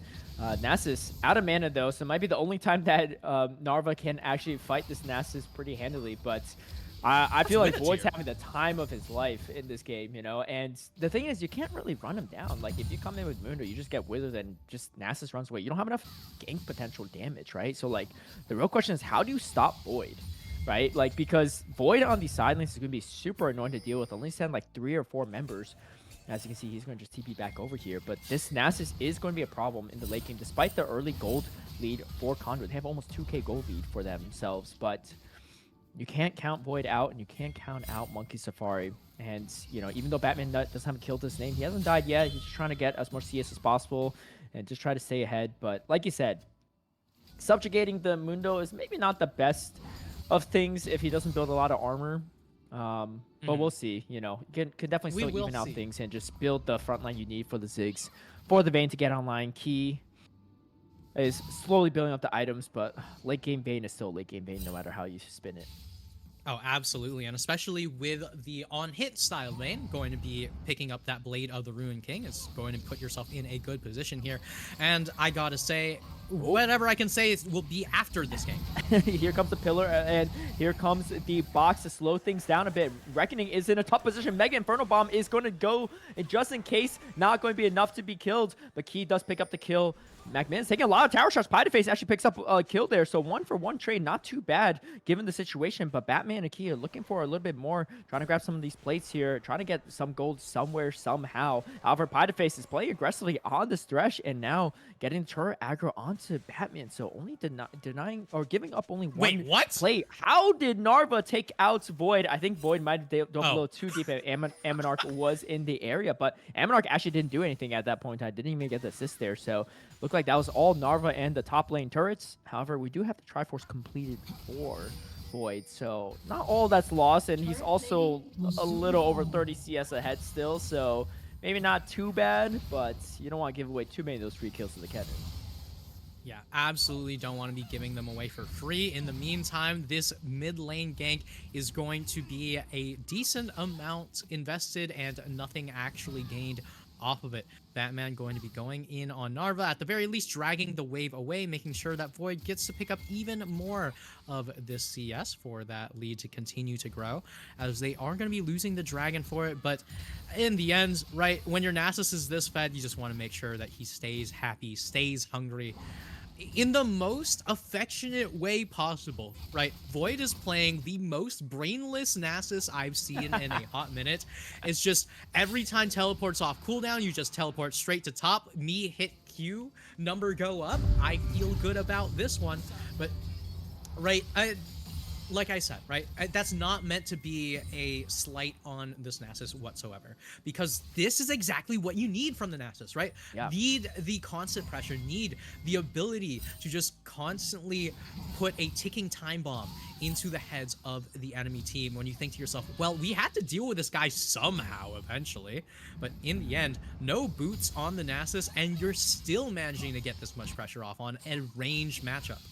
Yeah, it was honestly a really good draft pick for the side of Monkey Safari, and you can see Void making the most of that matchup and these situations, and Narva just doing whatever he can, but again, like, it's just not enough damage for the time being. The tier is picked up from Nessa. I think that'll just be a tier just for mana person. Might sell for later. I'm not really sure if you really want to build that out for the net. I mean, maybe you could go with like a Symbol Winter, I guess. Yeah, it could be a possibility, as Narva and Void just going to keep exchanging blows here. The Rift Herald is up though, and it looks like Animarch is trying to work on it, but now Narva actually dragged Void over, and Void has actually, the shutdown going over to the Ziggs. Frost actually going to pick that up, and Aminarch actually dies to the Nasus. That is not who you want to give the shutdown to. Meanwhile, the fight is going on here as the Redemption going to heal up Reckoning a bit, but Key fighting the 1v2, and I don't think he has what it takes to do that just yet, as Reckoning is going to take the better of that exchange. Rift Herald is going to go over to Monkey Safari though, so they're going to even up the objectives, and they really want the feats of Monster Slaying to have a chance at feats of strength themselves.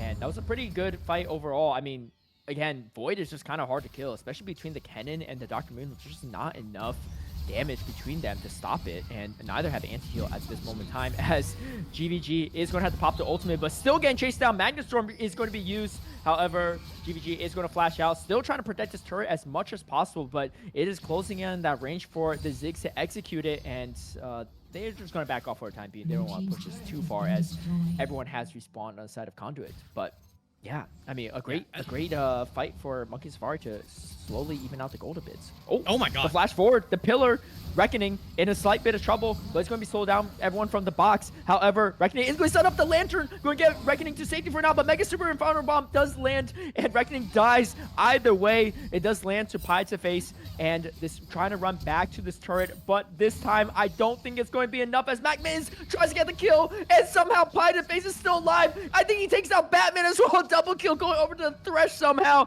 and Pie to face 3-0-4 on this Thresh somehow is maybe the true carry of the team of Conduits. Man, how did that man survive it all?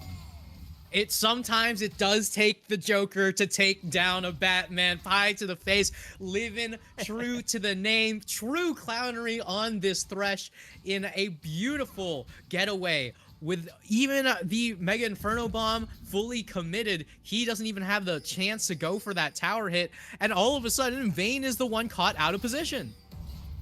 Goodness. Yes, right, Key caught in a tough position yet again, but is going to pin GVG to the wall for a time being. However, gets exploded from GVG, as this Vayne is not having a great time this game at all. Luckily, they have a top laner that's having a great game so far, but yeah, what a wild game back and forth. I mean, we have about a little over a 2K, almost 3K gold lead for Conduits, and a lot of that gold is actually on the Thresh, if you can believe that. But Monkey Safari, I mean, maybe feeling a little bit of pressure there, finding, like, yes, we're winning the top lane, but we're kind of losing everywhere else. Maybe mid lane's kind of even, but they're trying to buy some advantages. However, just got a little too greedy for the Thresh there, and uncharacteristic, I think, from a team this good. But, you know, even everyone makes a little misplays here or there. Yeah, I mean, sometimes when the Thresh lives that long, you think to yourself, man, we just have to go for it, right? I mean, 1-0-4 was looking so juicy. All of a sudden, it's 2-0-4. And it's like, oh, but it could be even juicier. And I figured it out. Yeah. They're trying to fatten up Pie-to-Face so that Key could get a nice juicy shutdown on Thresh later on. I think that's the play. You know, that's how Yes, you the get investment banking strat. exactly. This is how you get Vayne back into the game. Exactly. I mean, you got to make sure that this Thresh is as fed as possible.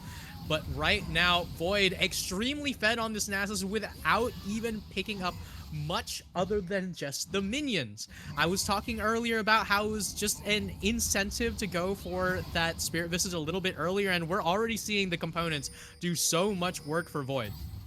Yeah, Void. Level advantage and just stacking as much as possible. I'm sure we'll get a stack check on the Nasus down the road, and I'm sure that it will be some high triple digits here as we see MacMin's caught in a tough position, reckoning another kill going over to his Jinx. Jinx is now excited. The Rift Herald is going to be dropped by a little distraction. McKee is on the run at this moment in time. Batman is there for some additional support as Void and Narva are still fighting it out here as the Nasus ultimate is going to be popped here, but he's taking a lot of turret shots, and Narva might be able to get another kill here. Boy, thinking the better of it, is going to just clear out the wards here as we get another Drake going over to the side of Conduit, and they're stacking these Drakes. It's going to be an Ocean Soul yet again, and that's going to be a huge one here as you see Frost trying to go for the snipe, but completely blind, is not going to be able to get it. And if you get Ocean Soul onto a Mundo, that is not going to be a good time here as Void and Narva still fighting out. But meanwhile, Batman, caught in a tough position here, is going to take a briefcase and redemption and just 4 champions surrounding him. GVG is going to be the one to pick up that kill. Meanwhile, Void still going for more, but out of mana.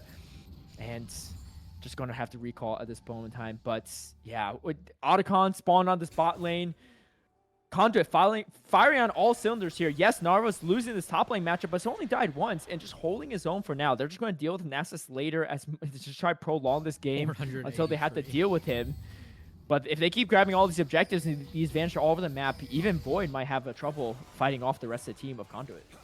Yeah, I mean, as this Otacon starts getting taken here, you have to be so scary. You have to be so scared for the side of Conduit, right? As there's so many of these resists and getting immediately taken away. Beautiful ultimate coming in from GVG #1. Narva looking for a slicing maelstrom, but that Otacon's not going down anytime soon just yet. Oh, and it is Animarca that's going to actually pick up the Otacon, losing at least a Thresh in the meantime. Void is here, though, for the fight, but I don't know if Void has enough damage to do all this with the Dr. Mundo ultimate popped. You know, funny enough, it actually was Key that got the shutdown on the Thresh, so I guess the prophecy has been fulfilled, and now the pocketbooks of Key is starting to even out against this Jinx. I mean, that was a lot of gold that went over, almost 700 gold. And if we saw earlier, I think this Nasus race stacked up to about 500 stacks on this champion. And he is looking pretty scary with that Spirit Visage completed as well. There's just not a lot of damage that is really going to hurt this Nasus at this point in time, except for from the Jinx. Yeah, I mean, I gotta say it, Caleb. This Nasus is at a payphone, right? Everyone on the side of literally every team is just fighting for their lives, is just constantly trying to find more ways how to, you know, find another way in, another potential victory. Void is just hitting minions. Void does not care what's in the way.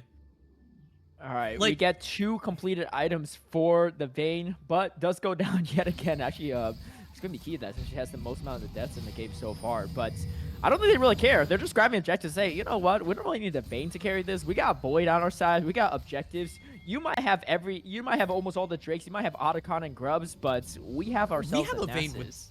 We have a Nasus, we have a Vayne with Rageblade completed. And I don't care how fed your Vayne is. If she has Rageblade completed, if you can get off, you know, 5 autos in a team fight, you win. All right, Batman going for some engage as the hook is going to be good, and the Lantern getting Reckoning out, but Super Mega Inferno Bomb does land onto Reckoning. Reckoning already down to almost half health. Going to run to safety. 4 members trying to push this turret, trying to push their advantage. They have Void here, and 1 slice of the axe is going to be almost half of the turret's remaining health, plus the Ziggs. That's going to be even 1. They're just fighting under the turret. Void taking so much damage, but he cuts down Reckoning. Animarch is going to try to take out the Nasus once and for all, and he might be the one to do it. However, Void just lifesteal as much as possible. Here comes the backup ultimate going to be popped up from Animarch, and this is such a crazy game. They have the gold lead, they have the objective advantage, but they're still losing team fights. GVG though is here trying to be the hero, trying to save up the team. 1 does go down. Void goes down to Narva. Frost and Mac Min's going to be running for her lives. Mac Min's not going to be able to make it out of there. And Frost going to be the lone survivor here. Meanwhile, Key going to try to push advantage in this bot side as much as possible. This game is all over the place. Somehow, Conduit's still losing map control despite being ahead on gold, ahead on objectives.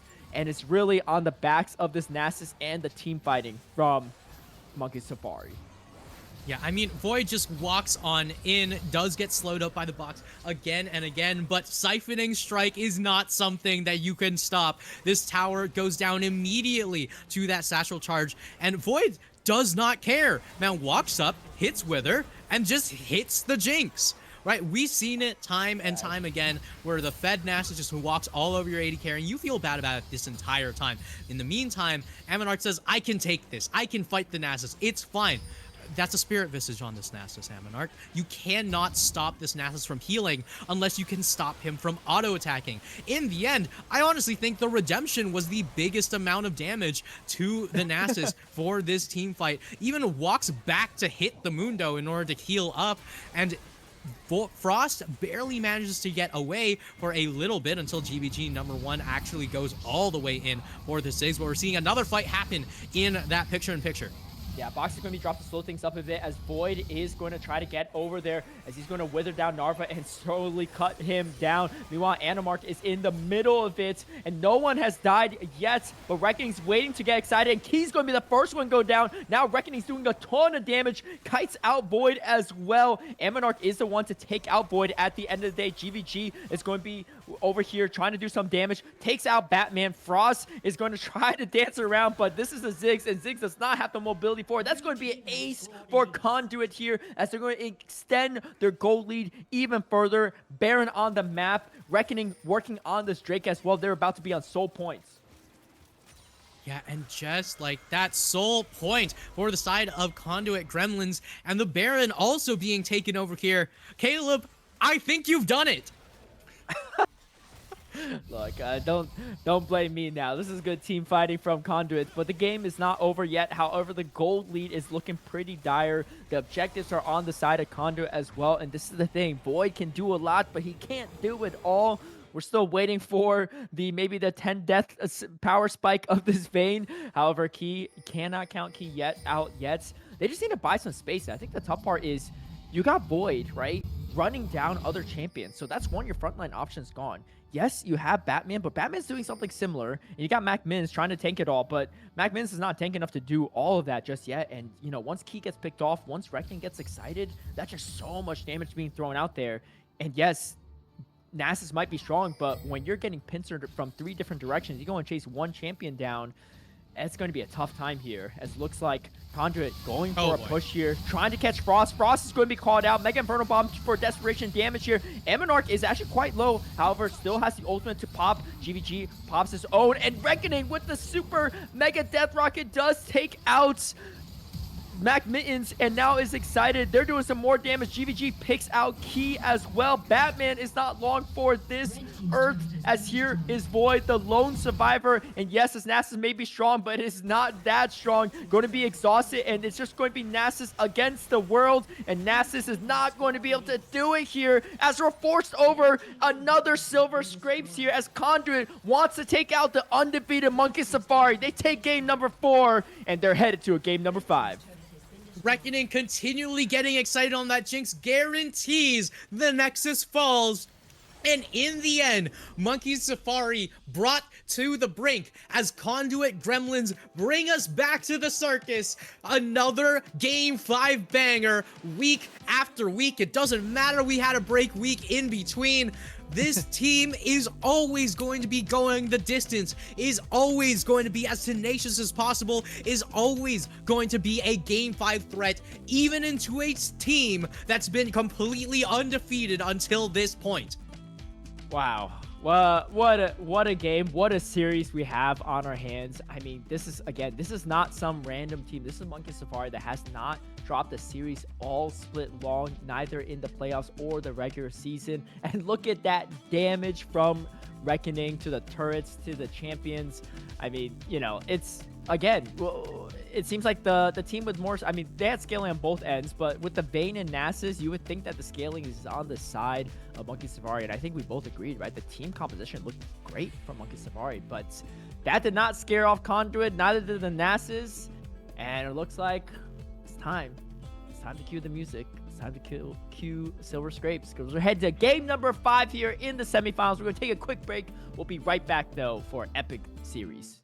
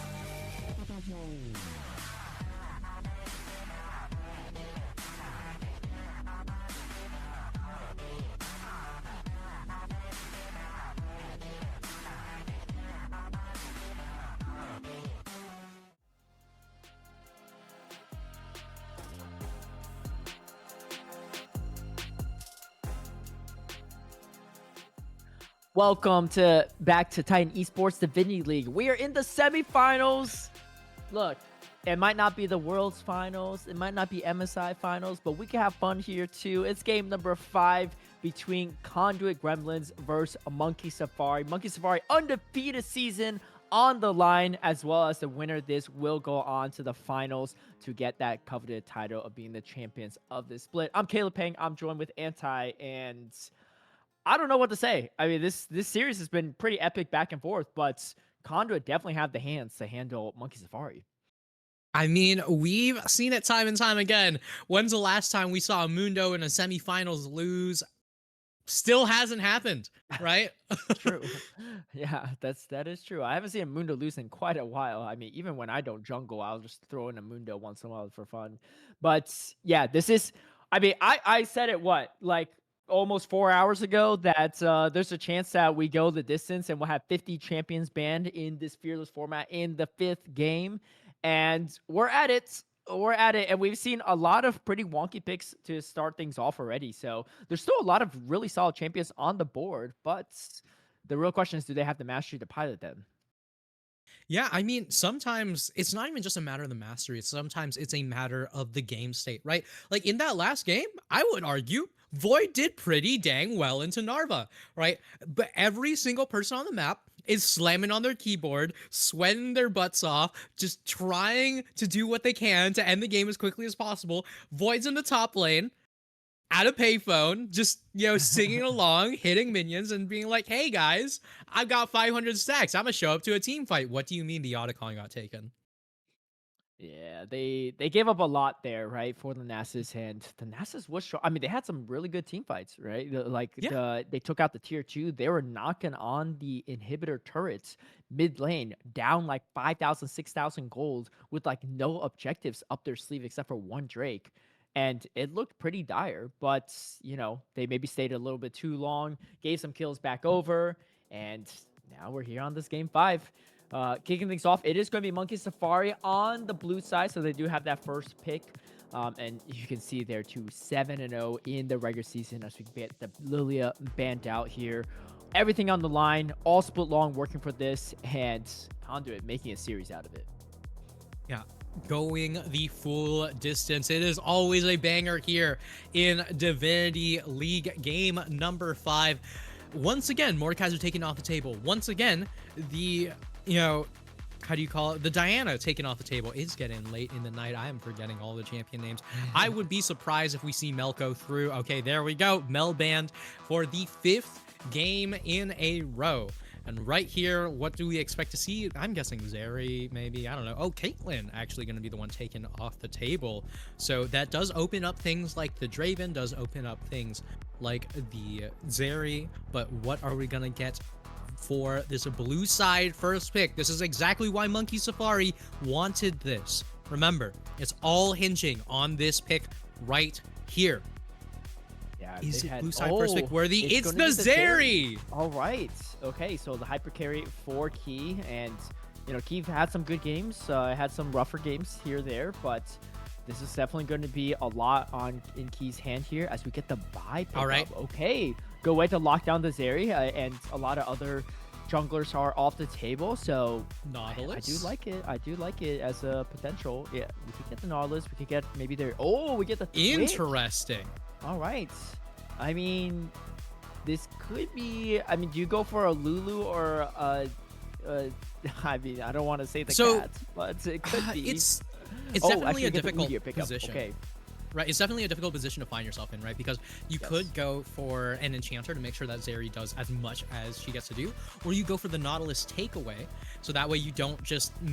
There we go. It's a Nautilus takeaway, making sure that Zeri does get a chance to play the game. The only other option I would have said would have been Tom Kench as the blind pick, because you already know that they're going to be picking even more point-and-click lockdown. But there's the Aatrox coming through for Conduit Gremlin. And now, right here, we're going to be seeing these bans that are designed for taking away the cohesiveness of the enemy team. I think that you have to ban the Lulu away from the Twitch. You have to ban the Milio away. You have to make sure that these champions don't let the Twitch just shred through your team. Instead, they're taking away champions that can follow up off of that Vi ultimate. Yeah, I like this Aatrox pickup a lot too, right? Because there's a lot of top laners gone at this point in time. Not a lot of things to counter. Malphite's off the table too. So the real question is, what do you pick up into this Aatrox? And again, there's still supports on the table. It's interesting. I do like how Conduit is picking this up here, but we do have Lulu. Maokai? Okay, interesting. Interesting. So Maokai supports unless they try some really crazy stuff, but it does buy some space for the Twitch, right? Once you root everyone up, we get the Roar pickup, right? So it could be on the little slippery end to get away from some of these things.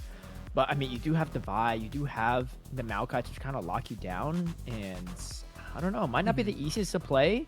We'll see. Oh, we get the Lowy. Okay, sustain versus sustain. I do like this pickup. Not something you see super often, but it could be a great option into Aatrox. But both are going to be healing massively off of each other. Oh, we get the Singe pickup. Okay, we're saying. I mean, Lucky was saying this. So GVG does have a Singe mid up his sleeve, and Singe running out Aurora could not be maybe a great time. That's 4 melee on the side of Conduit, so a lot of their potential is really going to be lying on this Twitch to just spray and pray and do a lot of damage as possible. But these are interesting game 5 drafts. These are definitely interesting positions to be taking these champions, right? I actually don't like the Alawi pick whatsoever. A lot of the times when Alawi does show up, I do like her a lot, right? Because the thing is, Alawi's incredible at dealing with teams that want to run at you, right? Meanwhile, CGR, right, they've got Vi. That is the singular champion that actually wants to run at you on this team. Everyone else is more than happy to either stay in a side lane or just run around in circles, just make sure to disengage as much as possible. So the Alawi is not expected to get too much value here. Now, the big thing for Conduit Gremlin is Singe is actually an incredible pick into these generally high mobility carries like that Zeri, right? I'd say Zeri is like one of the few carries that actually can deal with the Singe because she gets so much move speed off of that ultimate, especially after it got buffed. But it's a very strong pick into things like Kog'Maw, like Ezreal, champions that are either extremely immobile or extremely reliant on those mobility spells. So right now the big question is, can GVG number 1 get into that backline, flip that Zeri over, and much more importantly, get that W into the right spot to keep Key from doing whatever it is he wants. This is going to be a super interesting game overall. I mean, I love the drafts from both sides and the creativity, but I do agree with you. I think the Lowy maybe is not best position for this because, I mean, you know, if you see a cinch, what GV is just going to run away, you know, and you can't do anything about it. The bot can just choose not to engage. The Aatrox can heal back up into you as well. So things are looking pretty interesting, but I think based on how we've seen these past few games, right? I think the team that executes a little bit better, despite how the draft may look, is usually the one that comes out on top. I mean, even the last draft looked pretty good for Monkey Safari, but just could not execute as well. And we'll see how it goes. Monkey Safari opting for another, you know, side lane pushing champion for Void. Unfortunately, it didn't work so well for them last game. And I think Narva's going to have a much better game dealing with this Alawi 1v1. So we'll see how it goes, but overall, which draft are you favoring a little bit more here, Anti? I don't know, it's interesting, right? Because I think that if nothing happens for 30 minutes, wait. What do you mean, Irelia? Oh, they swapped it out. Okay, so Whoa. it's actually Production, not... is this an Irelia or an Alawi pick? It's an Irelia pick? Okay, well, they switched it up. God, I hate this. Oh my god. Okay, so what I will say is that Irelia is a much better pick than Alawi if you are side laning forever. She cannot team fight into this team. Singe hits W, Maokai hits Q, Maokai hits R. Vi hits R. I mean, honestly, if Vi hits R on the Irelia, that you're sitting tight. That's honestly great. It's so difficult as Irelia to team fight into a team like this. If you stay on the side lane, though, if you go, you know, jack of all trades, and then you just go Bork into Hullbreaker, into Wit's End, and just start pushing down these side lanes, Irelia is actually an incredibly good pick here because she will eat this Aatrox alive. This is a 4v4 team composition now, and you cannot be messing up in that 1v1. We need to see these junglers packing towards that top lane early on. We need to see these early ganks. Make sure that this top lane goes exactly as you want it to, because if one of these top laners gets a lead, it is over for that team. All right, we'll see how it goes. That does switch things up a lot for this, but I do like it, and I think it does make things look pretty interesting for Monkey Safari. So we'll see how they adjust to it. But I still like the composition from Conduit as well, and I think if they execute well, then it's gonna be pretty annoying. We'll see. Whoa. That's Grasp Aatrox? It looks like it's Grass Aatrox, so Narva wants a skirmish. Yeah, I mean, like, the thing is, Grasp Aatrox into Irelia is one of those ways how you can say, all right, I am not going to win this. I'm going to simply look to survive, look to make sure that my team doesn't die. And remember how I said, Irelia in that side lane is unbelievably terrifying to deal with. But in the end, GVG number 1 going to be taking a decent bit of damage from Mac Middens. I will hold my tongue for a lot of things that I see from this Irelia. For those who don't know on the cast, I've been maining that champion since season 5. I like this champion a lot. So no better person to commentate over it and see what Void is doing, if Void's doing things right or not. As we're gonna kick things off here, Pie to Face and Reckoning having a fantastic game number 4 and series overall. Key definitely looking to get things back a bit on this Hyper Carries area. But we'll see how it goes, as Frost is going to push out GVG. GVG is no stranger to the Singe mid. The real question is, how good is it going to be?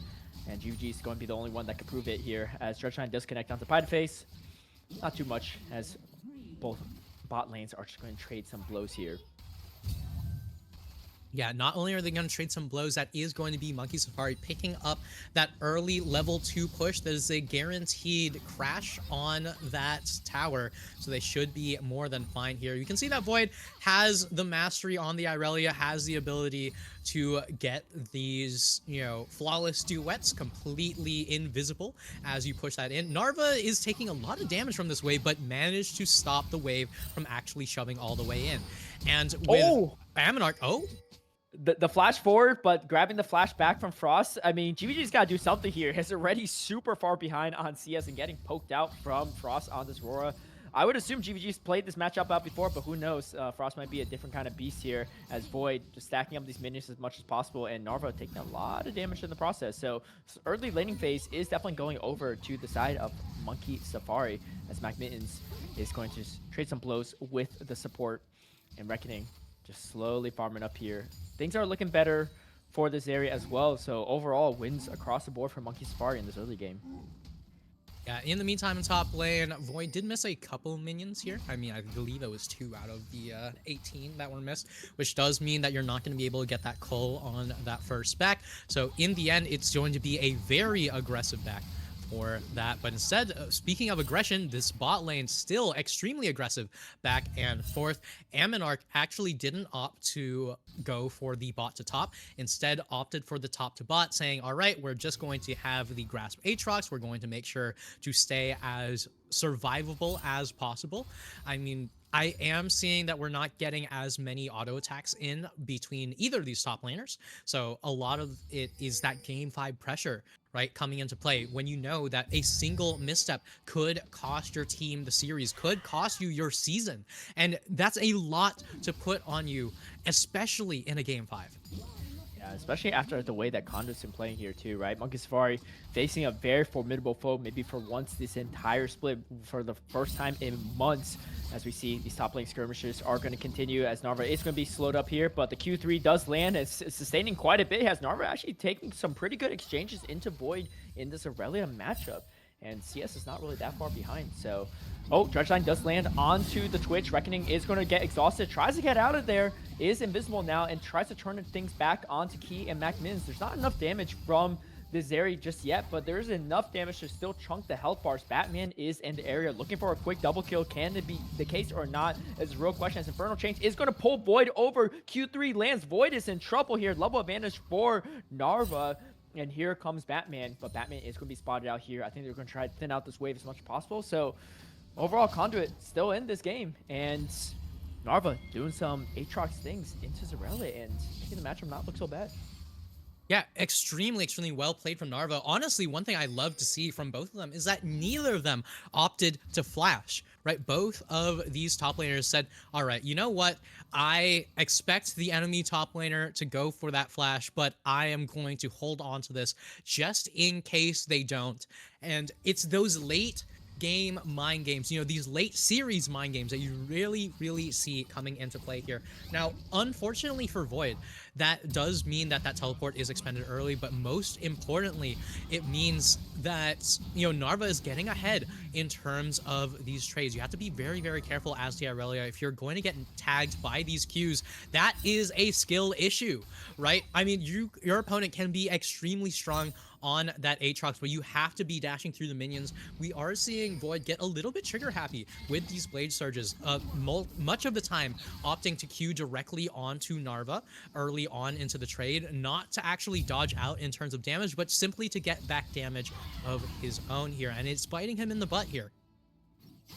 That's right. Now let's see if Void cleans it up here a bit, as the stun is not going to land. First Drake is going to go over to the side of Conduit Gremlins, and no one has taken a kill yet, so both teams playing as patiently as possible. I mean, there was a lot of fights and a lot of bloodshed in the first 4 games early on, but like you said, this is game number 5. A lot of pressure on the line, and neither team wants to make any mistakes here. There is going to be this cinch trying to slow things up with Frost. Flings Frost back, but Frost is able to get out there A-okay. In comes Batman. It's going to stun up the Singe. Can Singe go down? The flash forward, and first blood goes over to Frost on this Aurora. Batman almost taking the tower shots to get taken down, but that's going to be the first kill going over to Monkey Safari. Going to be big for them as they're trying to look to snowball as much as they can in this 5th and final game.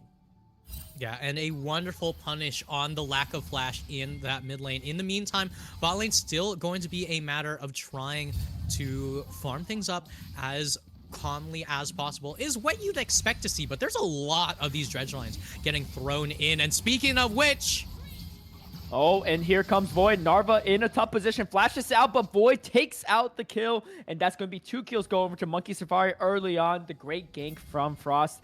Meanwhile, Sin's just trying to chew up this minion wave in the mid lane. I know that this is kind of a classic for GVG, but the real question is, does it serve a purpose in this game? As we take a quick look at the replay on how this goes down, Amonarch not close enough to assist the top laner here. And Narva just caught in a tough position, even burning the flash as well. yeah, and that all started with what looked to be a greedy take on the ward in the Pixel Brush, and all of a sudden Narva says, well, you know, you're not allowed to do that, right? That's honestly really greedy of you. You shouldn't be able to do that.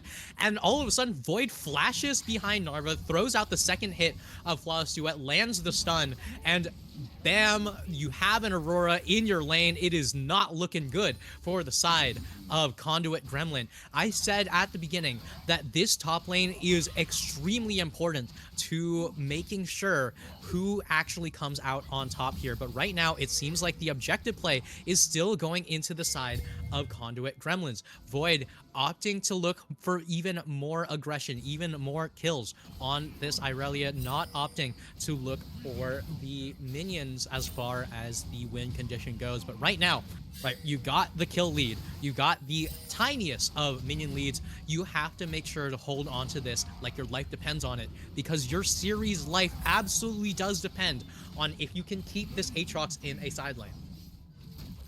Yeah, and the objectives, though, are on the side of Conduit. They get the grubs, they get the Drake as well. And the gold differential, though, is starting to grow a bit in favor of Monkey Safari. GVG just trying to do whatever he can to slow down this Aurora a bit, but I don't know if the Cinch pick maybe wasn't as playing out as well as they hoped, but we'll see as we are still in the early game. Narva and Void skirmishing out a bit here, and Batman is in the area. Can they tower dive? This is a real question, because there's so much to say on this Aatrox. Not the easiest member to tower dive, as all 3 Qs do land on the Void, and that's going to heal Narva back up. Batman going to think the better of that gank, as Frost just dancing around the Singe and dancing around pretty well in this matchup. Yeah, I mean, GVG number 1, honestly, when you're bringing out the Singe mid in a game 5, that is a show of confidence. That's saying, hey, you know what? If there's anything that I want to go with, it is one of my signature picks. One of the things that I play and nobody else does. There's nobody who can tell me I'm doing it right or wrong. In the meantime, Void doesn't have a Blade Surge available. Not going to be able to get much more than that World Ender, but at the very least, you were able to burn the World Ender away from Narva. In the meantime, Amonarch, we can see in this bot lane just looking for an opportunity to take down this Zeri.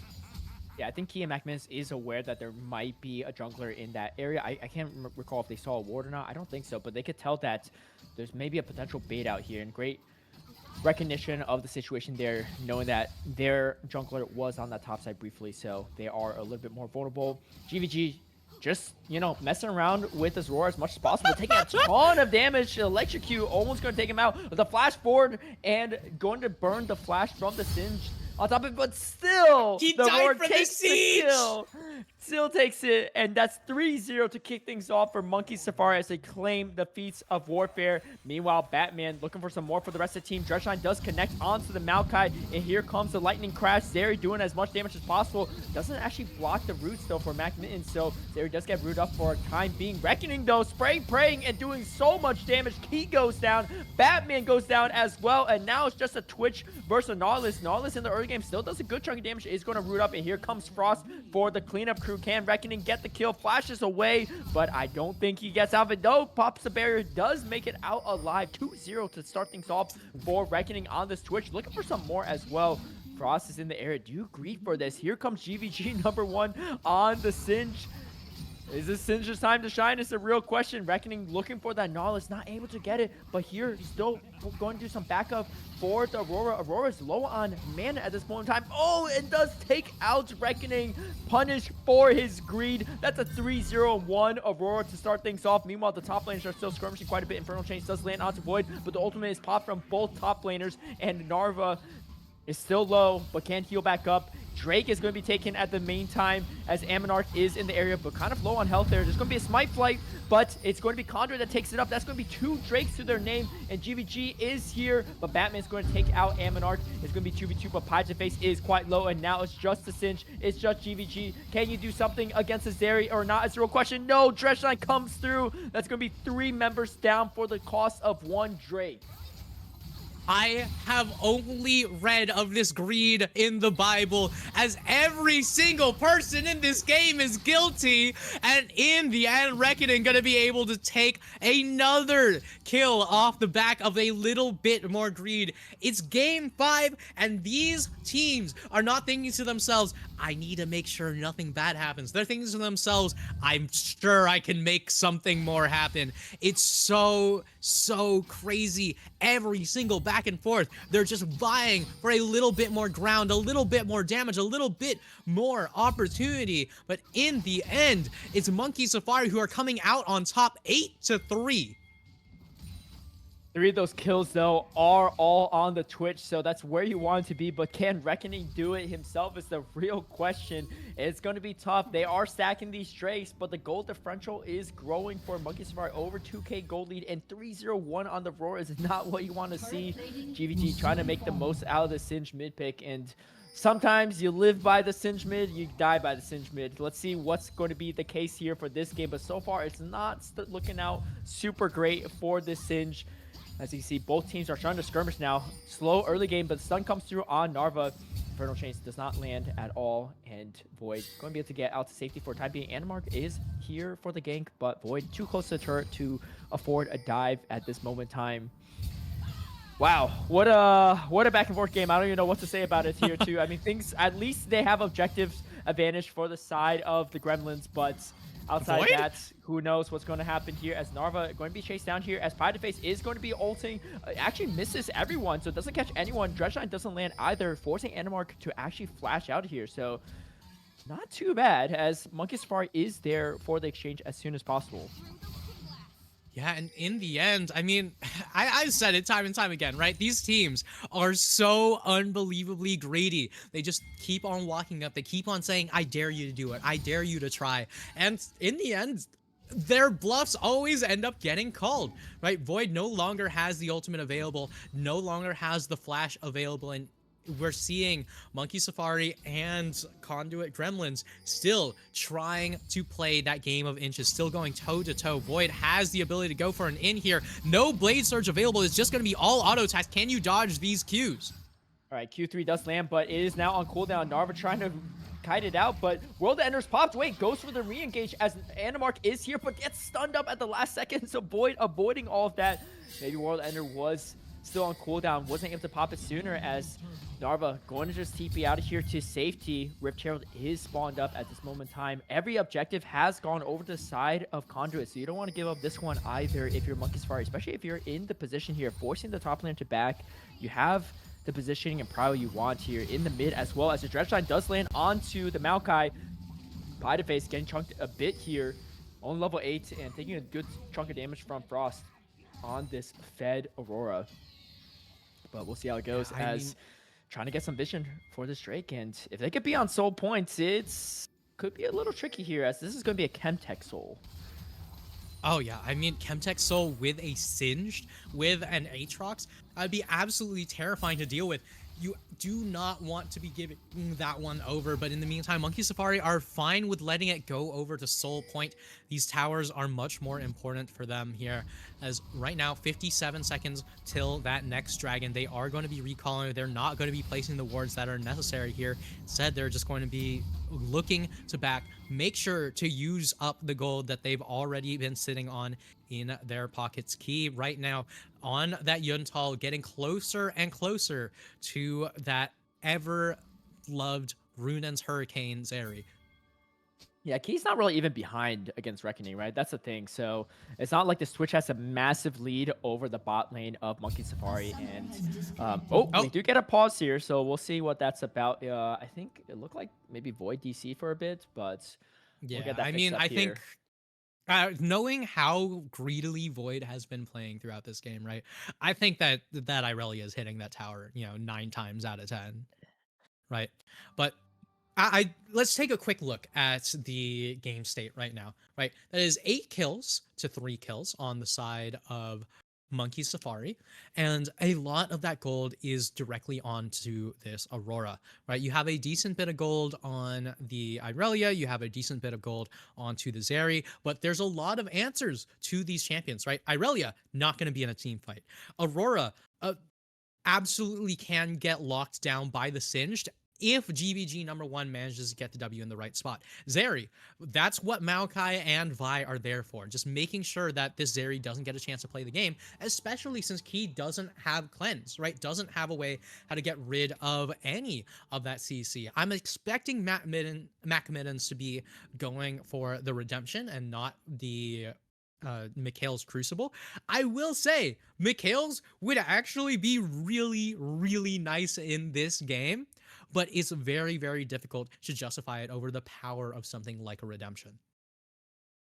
Yeah, it's a tough situation for Conduit to be in. I mean, the saving grace for them is that they have the objective advantage.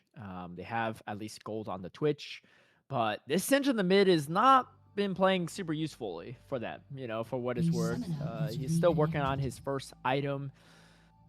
Meanwhile, everyone else on the side of Conduit is doing their best, in this situation. Leandris is finished up on the Udyr, but we got the Thunder Sky on both the top lane and the jungler for the side of Conduit. So they're going to definitely need some anti-heal, as we do have some grievous wounds on the Aurelia already. So could be good. But I think this next Drake fight is going to be a big one, unless Conduit opts to just give it up and just go back to farming. See if they can get the items on the Twitch as soon as possible, right? Get that 2-item spike maybe for the Drake would be good, but if they're not at it, they're not in the position, maybe not worth it here. Level-wise, things look decent overall, You got a 1-level advantage on Frost, and a lot of the gold is on Frost, but I don't think you can count Conduit out of this game just quite yet. I was looking at the predictions though when we were, going Everyone through the saw draft. Singed mid and they said, I hate it. I hate it. I don't like it. 100k channel points over to the side of Monkey Safari. It's I think it's like 100 to like 40 something k on the side of Conduit. So I personally just went all in on Conduit because I don't have too much to lose and I got more to gain, but it's not looking great for those prospects here. I was hoping we do get the Leandris actually finished up for decent, so that's actually going to be pretty big for this upcoming fight. Yes. Now, one thing I will also note here, right, is that as we go into this dragon fight, right, when it comes to this Chemtech Soul that is coming up, this Chemtech Soul point, mind you, right? Yes. That is the fully completed collector on the Twitch. You have to be so careful that you don't end up going down to this Twitch. You do not want that queue to get reset over and over and over again, especially when you have spray and pray available, right? But in the end, tower does go down. That is going to be feats for the side of Monkey Safari, but are we going to be seeing the big fight? Oh, and the Dredge Line does land onto Piedeface, but Piedeface gets off some abilities before anything happens. Key is going to be one to take that around. Narba is here, though, and trying to Darken Blade and cut through the health bars, but the health bars are just too thick for the side of Monkey Safari. Triple kill going over the Key, and now it's just a lone Cinch for running for his life. Trying to do whatever he can. He might get Mac Mittens in the process, does get Mac Mittens, but Key is going to try to chase down the Cinch. You know what? They're saying, you know what? You can survive this. Get away from here as much as possible, but we got ourselves the Drake. We got ourselves 4 kills as well to our name. GVG looks like he might be trying to go for a steal, but I don't think that's going to be the case here. As we take a quick look at a replay of how this all went down. Yeah, and in the end, Pie to the Face just walks up a little bit too far forward, says, all right, you know what? I have to frontline for this. I have to make sure that my team can actually get into there, but the team isn't around. Pie to the Face immediately gets taken out. The ult goes directly onto Reckoning. The depth charge makes sure that the Twitch doesn't actually get a chance to auto attack. And in the end, Narva not able to hit Key with a single one of those Qs because it's Zeri, right? Moving at 1,000,000,000 miles an hour. Zeri, once again, to save Monkey Safari in the final hour. Key on this Zeri is able to output more than enough damage to carry the fight. Void might have teleported down in order to try to match the Narva TP, but this Irelia was not the difference maker. It's all about this Zeri. And that's a 6k gold advantage for Monkey Safari. Things are not looking good for the side of Conduits as we get a 2-item completed. Feats of Strength claimed for Monkey Safari on top of it as well. Yes, they have 2 Drakes already and Grubs, but that's all that Conduit's got going for them. And it looks like that might be all that's going for them for the rest of the game, unless they can really turn things around. But the real question is, how do you turn around? You need to go for some of these picks because you just can't win a straight 5v5 fight. Yeah, I mean, at the very least, they have these champions that are incredible at setting up these picks, right? You have Maokai, who has uncontestable vision all across the entire map. You have Vi, who has the cease and desist, just making sure that there's no chance that you can get away. You have Singed, who, you know, while many people aren't too familiar with how the Singe ends up working out in these team fights, it's just a matter of running in at 1,000,000,000 miles an hour, making use of your passive, hitting W on someone so they can't flash away, and then just flipping them directly back into your team. And against a champion like Zeri, who doesn't have too many ways out of it, against a champion like Irelia, who wants the ability to actually move, the grounded on his W is so unbelievably strong here. But into a champion like Aurora, who has a bunch of different ways to walk out of these situations, it's not nearly as powerful. Yeah, and this is the thing, right? GVG was the last pick of the draft. This was a counter pick for GVG into Aurora. So you would think that GVG has a lot of experience playing into this matchup, but Frost just making the most of this. As you can see, the electrocute damage just chunking Singed into half health range already. And the map control is heavily on the side of Monkey Safari so far in this moment in time. As you can see, junglers chasing each other around the map, but this is looking tough here as Otacon is on this bottom side. Looks like they might have to give this up, but there is the Aatrox just trying to clear the wave a bit. I think they're going to look for a pick off here first, but the turret is there and it is a little bit hard to dive a full health Aatrox at this moment in time. Looks like they're going to grab this Otacon.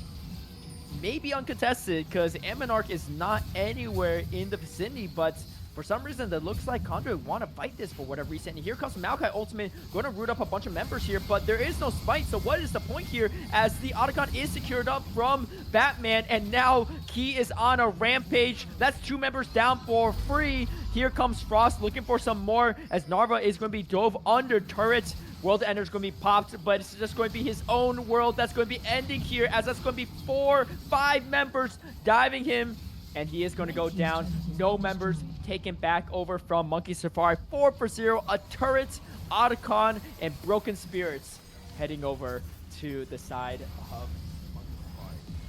Yeah, and this is one of those moments where you think to yourself, maybe Conduit have a chance to turn it around. Maybe they have the ability to make it happen. And then Reckoning pops the spray and pray on this Twitch, says, all right, I can do it. They're all going to have the resistances shredded. It'll be fine. And he walks directly into Irelia Q range. And in the end, Narva, all the way under tower, tries to stay alive as much as possible. But that's Otacon. That's tower take. That's so much gold to the side of Monkey Safari. It is nearly insurmountable. Now, for Conduit Gremlin, 22 minutes in, 8,000 gold lead, and Monkey Safari continue on their onslaught, continue to make sure that their win conditions are met, continue to make sure that their loss conditions are not going to be handed directly over. And in the end, this Zeri pick, this blue side Zeri pick is such a huge component of this game. Yeah, and the mental fortitude of Monkey Safari throughout this 5-game series has been strong even in their losses. Meanwhile, looks like Conduit, their mental just crumbling a bit here, right? Just tough fights. I mean, why even take that fight when Aminarch is not there? GVG wasn't there. I don't even know if Narva knew the option was to dive with the Maokai and the Twitch. No smite up as well. I mean, they're behind almost 10k gold. That's not a fight they win, especially down members in the Otacon pit. Who cares how much resistance we're shredded from the Otacon? They're just not enough. As meanwhile, it looks like Narva and Aminarch trying to take out this Aurelia. This is going to be a real test to see how fed this Aurelia is. And Boy trying to do whatever he can to take the win in the fight, but the shutdown does go over to Narva just barely. Definitely going to try to use that gold as helpful as possible, forcing the flash out for the Singe. And meanwhile, GVG trying to do something here as the Maokai ultimate is going to be spent. Doesn't really do too much besides move Batman up for half a second. They do grab the top lane turret though, so they get some priority over the map, get some gold back for the pocketbooks here of Conduit, but there's still such advantage over to the side of Monkey Safari, and it is getting harder and harder for them to pick off these fights. I mean, Void almost won the 1v2 in that fight. Yeah, I mean, Void just barely going down there, and now with that finish, Hullbreaker is going to be even more of a problem in that side lane. This is exactly the type of Irelia build I was warning of, right? Where you are going to be able to do so much work in that side lane. Make sure that nobody is going to be able to contest you 1v1, and much more importantly, if you are left alone, you take every tower left on the map. And now with 3 tier 2s available for the picking, Void is very happy to drag Conduit, Gremlin all around the map, and this is a 4v4 waiting to happen. Oh, we'll see how this goes as we do get the 2 items completed for Twitch, but 2.5 items for Key is not easy to compete with. Meanwhile, you just have so much more peel for this Zeri. The pie to face, you know, Nature's Scraps, they don't really do too much in these fights, right? When the level differential and item differential is this big, even if you root them up, they're happy to sit there and bite you, right, in these situations. I think if you have the perfect engage and perfect team fighting, maybe there's a chance for Conduit to pick off a few members, but a straight 5v5 fight is just not looking good for them here, as they really just need to try to stall this game as much as possible. Drakes are evened up now. I mean, if you get Chemtech Soul with 4 Chemtech traits on top of it, you're just not dying at a certain point in this game for Monkey Safari. Yeah, I mean, it's absolutely insane how much value this Chemtech Soul could give to the side of Monkey Safari. In the meantime, it is going to be that mid lane tower not going to be going down. Instead, Macminnon's enough of a deterrent there, and here comes Frost. Oh, and, you know, Flash spent from Pie to Face, and Nature's Scraps already being spent here as Reckoning, Spray and Pray doing a lot of damage, but now it's completely called out. Key just blows up Reckoning, but Frost is in a little bit of trouble. No, not enough trouble yet, as now Batman is on a rampage. 2 members go down yet again. This is going to be Baron secured up for them. Should be completely uncontested at this moment in time. There is no smite in sight, and tough, man. I mean, they had the way to back out of it, but they decided to re-engage, and just at this big of a gold differential, I just don't think you win that fight, even if you re-engage. Yeah, I mean, it's definitely a difficult position to find yourself in. I need someone to call Reckoning and tell him that, you know, Twitch Ultimate increases the champion's auto attack range, not decreases, because this is the 3rd time in a row we've seen Reckoning pop the ulti and walk way too closely into the ever-loving arms of Monkey Safari. This Twitch struggling a lot in this game. It's just one of those positions where you are not allowed the luxury of messing up like that. You don't have the ability to come back without your Twitch. This is one of the most pivotal picks of this entire team composition, and if you're going to get picked off like that, I don't really know what the plan is. Reckoning. The Void's getting picked off for the time being here, but they are looking for members to pick off here with the Baron buff, pushing down. Key caught in a slight tough position, but he has a lot of ways, especially with the back against the wall. Can just dash over there as much as possible. Meanwhile, Void just split pushing and doing Aurelia things, especially with the gold lead that Void has. going to be hard to contend with here as Piedeface just gets completely melted before anything's done. Narva's going to pop the World Ender and going to try to do as much as possible. Narva goes down to Key. That's going to be a double kill. Make that a double kill for Frost on top of it here. Things are crumbling down for Conduit as it looks like Monkey Safari are trying to close out this game as quick as possible, juggling the tower aggro. They're taking a lot of damage, but I think they're going to go down, especially with the empowered minions behind them here. But their health bars are on the lower side. I don't think MNR can stop this, at least this mid-tier push for the time being. They're going to grab with this turret. They're going to grab with the inhibitor. But that might be all that they can grab for the time, because the game is still in the early stages, pre-30 minutes, so the spawn timers are not super long. Here, oh, the flash forward, trying to go for the heroic 1v5 play. I don't even think it's worth it. I don't even think you would get anything out of it. And no, just another kill going over to Key. Oh. And another kill over to Key. 10 and 2 on the Zeri directly before Dragon spawn. I think we know who has put their hat in the ring, who has just thrown up the white flag. It's a little bit tough to find yourself in these positions, but you have to stay vigilant, right? It's game 5. It's been a long time coming. This is potentially the end of your season. And in the end, the entirety of your team is getting run straight over in that mid lane as this tower does eventually go down with the help of these minions. But Aminar just wants to make something happen, desperately needs some sort of shutdown gold. Key looks to be in the wrong position, but the rest of the team is there, Aminarch. Yeah, it just doesn't get the kill. Instead, give Keys a kill on top of it. This might be the final push for the side of Monkey Safari. They're looking to try to end as much as possible. You got Aurelia pushing on the top lane as well. Aurora ultimate going to be popped, doing some huge damage.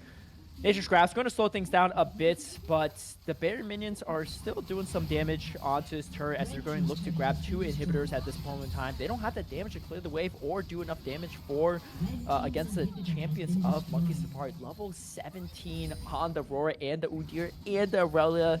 They're just so strong right now. They have the upgraded boots on top of it, and all Conduit can do is watch their base crumble as they try to clear out the minions, but last tier 2 turret is about to drop. Only 1 turret remaining outside of the Nexus turrets, and things are not looking good here. Yeah, things are looking extremely tough for the side of Conduit Gremlin. But I'm honestly struggling to find a way how to put a positive spin on things, right? It's genuinely such a difficult position to find yourself in. 23-5, it's game number 5. Soul Point is on the table in 3.5 minutes, and in the end, Monkey Safari have been such a dominant force throughout the entirety of the season, whether it be regular season, whether it be playoffs. It's always Monkey Safari coming out on top. But remember, 2 weeks ago, we saw Monkey Safari coast through with a 3-0. Conduit Gremlins always bringing it to a game 5, always making their opponents work for it. Last time they came out on top. This time Monkey Safari looking to come out on top. One more team fight. Nature's Grass is going to be dropped. Spray and pray is used, but you gotta pray harder than that if your Conduit's 4 members go down. It's just the mid lane Singe left alive, and GVG trying to do whatever he can to clear out this minion wave, but here comes a flash forward. The dredge line connects, and this is going to be Monkey Safari moving on to the finals of Divinity League playoffs. Yeah, the Nexus goes down. Don't even have to see it to believe it. In the end, it is going to be Monkey Safari with a dominant Game 5 performance, taking it all 3-2, moving up to that final position. Wow, what a performance from them. They've been working all split long for this moment to have a spot in that finals, and they're going to earn it. It might have cost them 5 games and a lot of hours to get here, but they had the resilience to do so, and they wouldn't be undefeated without that resilience. Look at that damage, over 30k on the Zeri. And Key, you know, maybe didn't have the best of games in game number 4, but came back with a vengeance here in game number 5, and that's going to be it for the semifinals here as they are punching their ticket to the finals for one final series, 3 games away from the 3 wins away, I should say, from an undefeated split. Yeah, 3 wins away from an undefeated split, but let it be known, they did not do it easily, right? Conduit Gremlins took them the distance, took them all the way to game number 5, brought out all the pocket picks, brought out all the strategies, brought out everything from Monkey Safari. So now a team that we have never seen bleed before is going into that finals battered, but not broken. We're going to have to see what this team has in store for us when it comes to that finals from Monkey Safari, but hats off to Conduit Gremlin for making them work for it. Either way, it has been a wonderful night and an extremely long series. Thank you everyone for tuning in. Make sure to tune in to the rest of the Titan Esports playoff broadcasts throughout the week. Make sure to check out the Titan Esports X FOF merch sale, as we do still have that Black Friday sale going on. 20% off of every item in that store. But either way, it's been a wonderful time. Some great winter items and holiday items for sure. Thank you all for tuning in for this over 4-hour broadcast. Very exciting series overall. Big congrats to Monkey Safari and Conduit Gremlins for a fantastic season. They almost took it to the distance against the undefeated team, but just fell short in that final game. We'll see how it goes in the final week. So we'll catch you all next week at the same time on Monday, and we'll see you in the finals.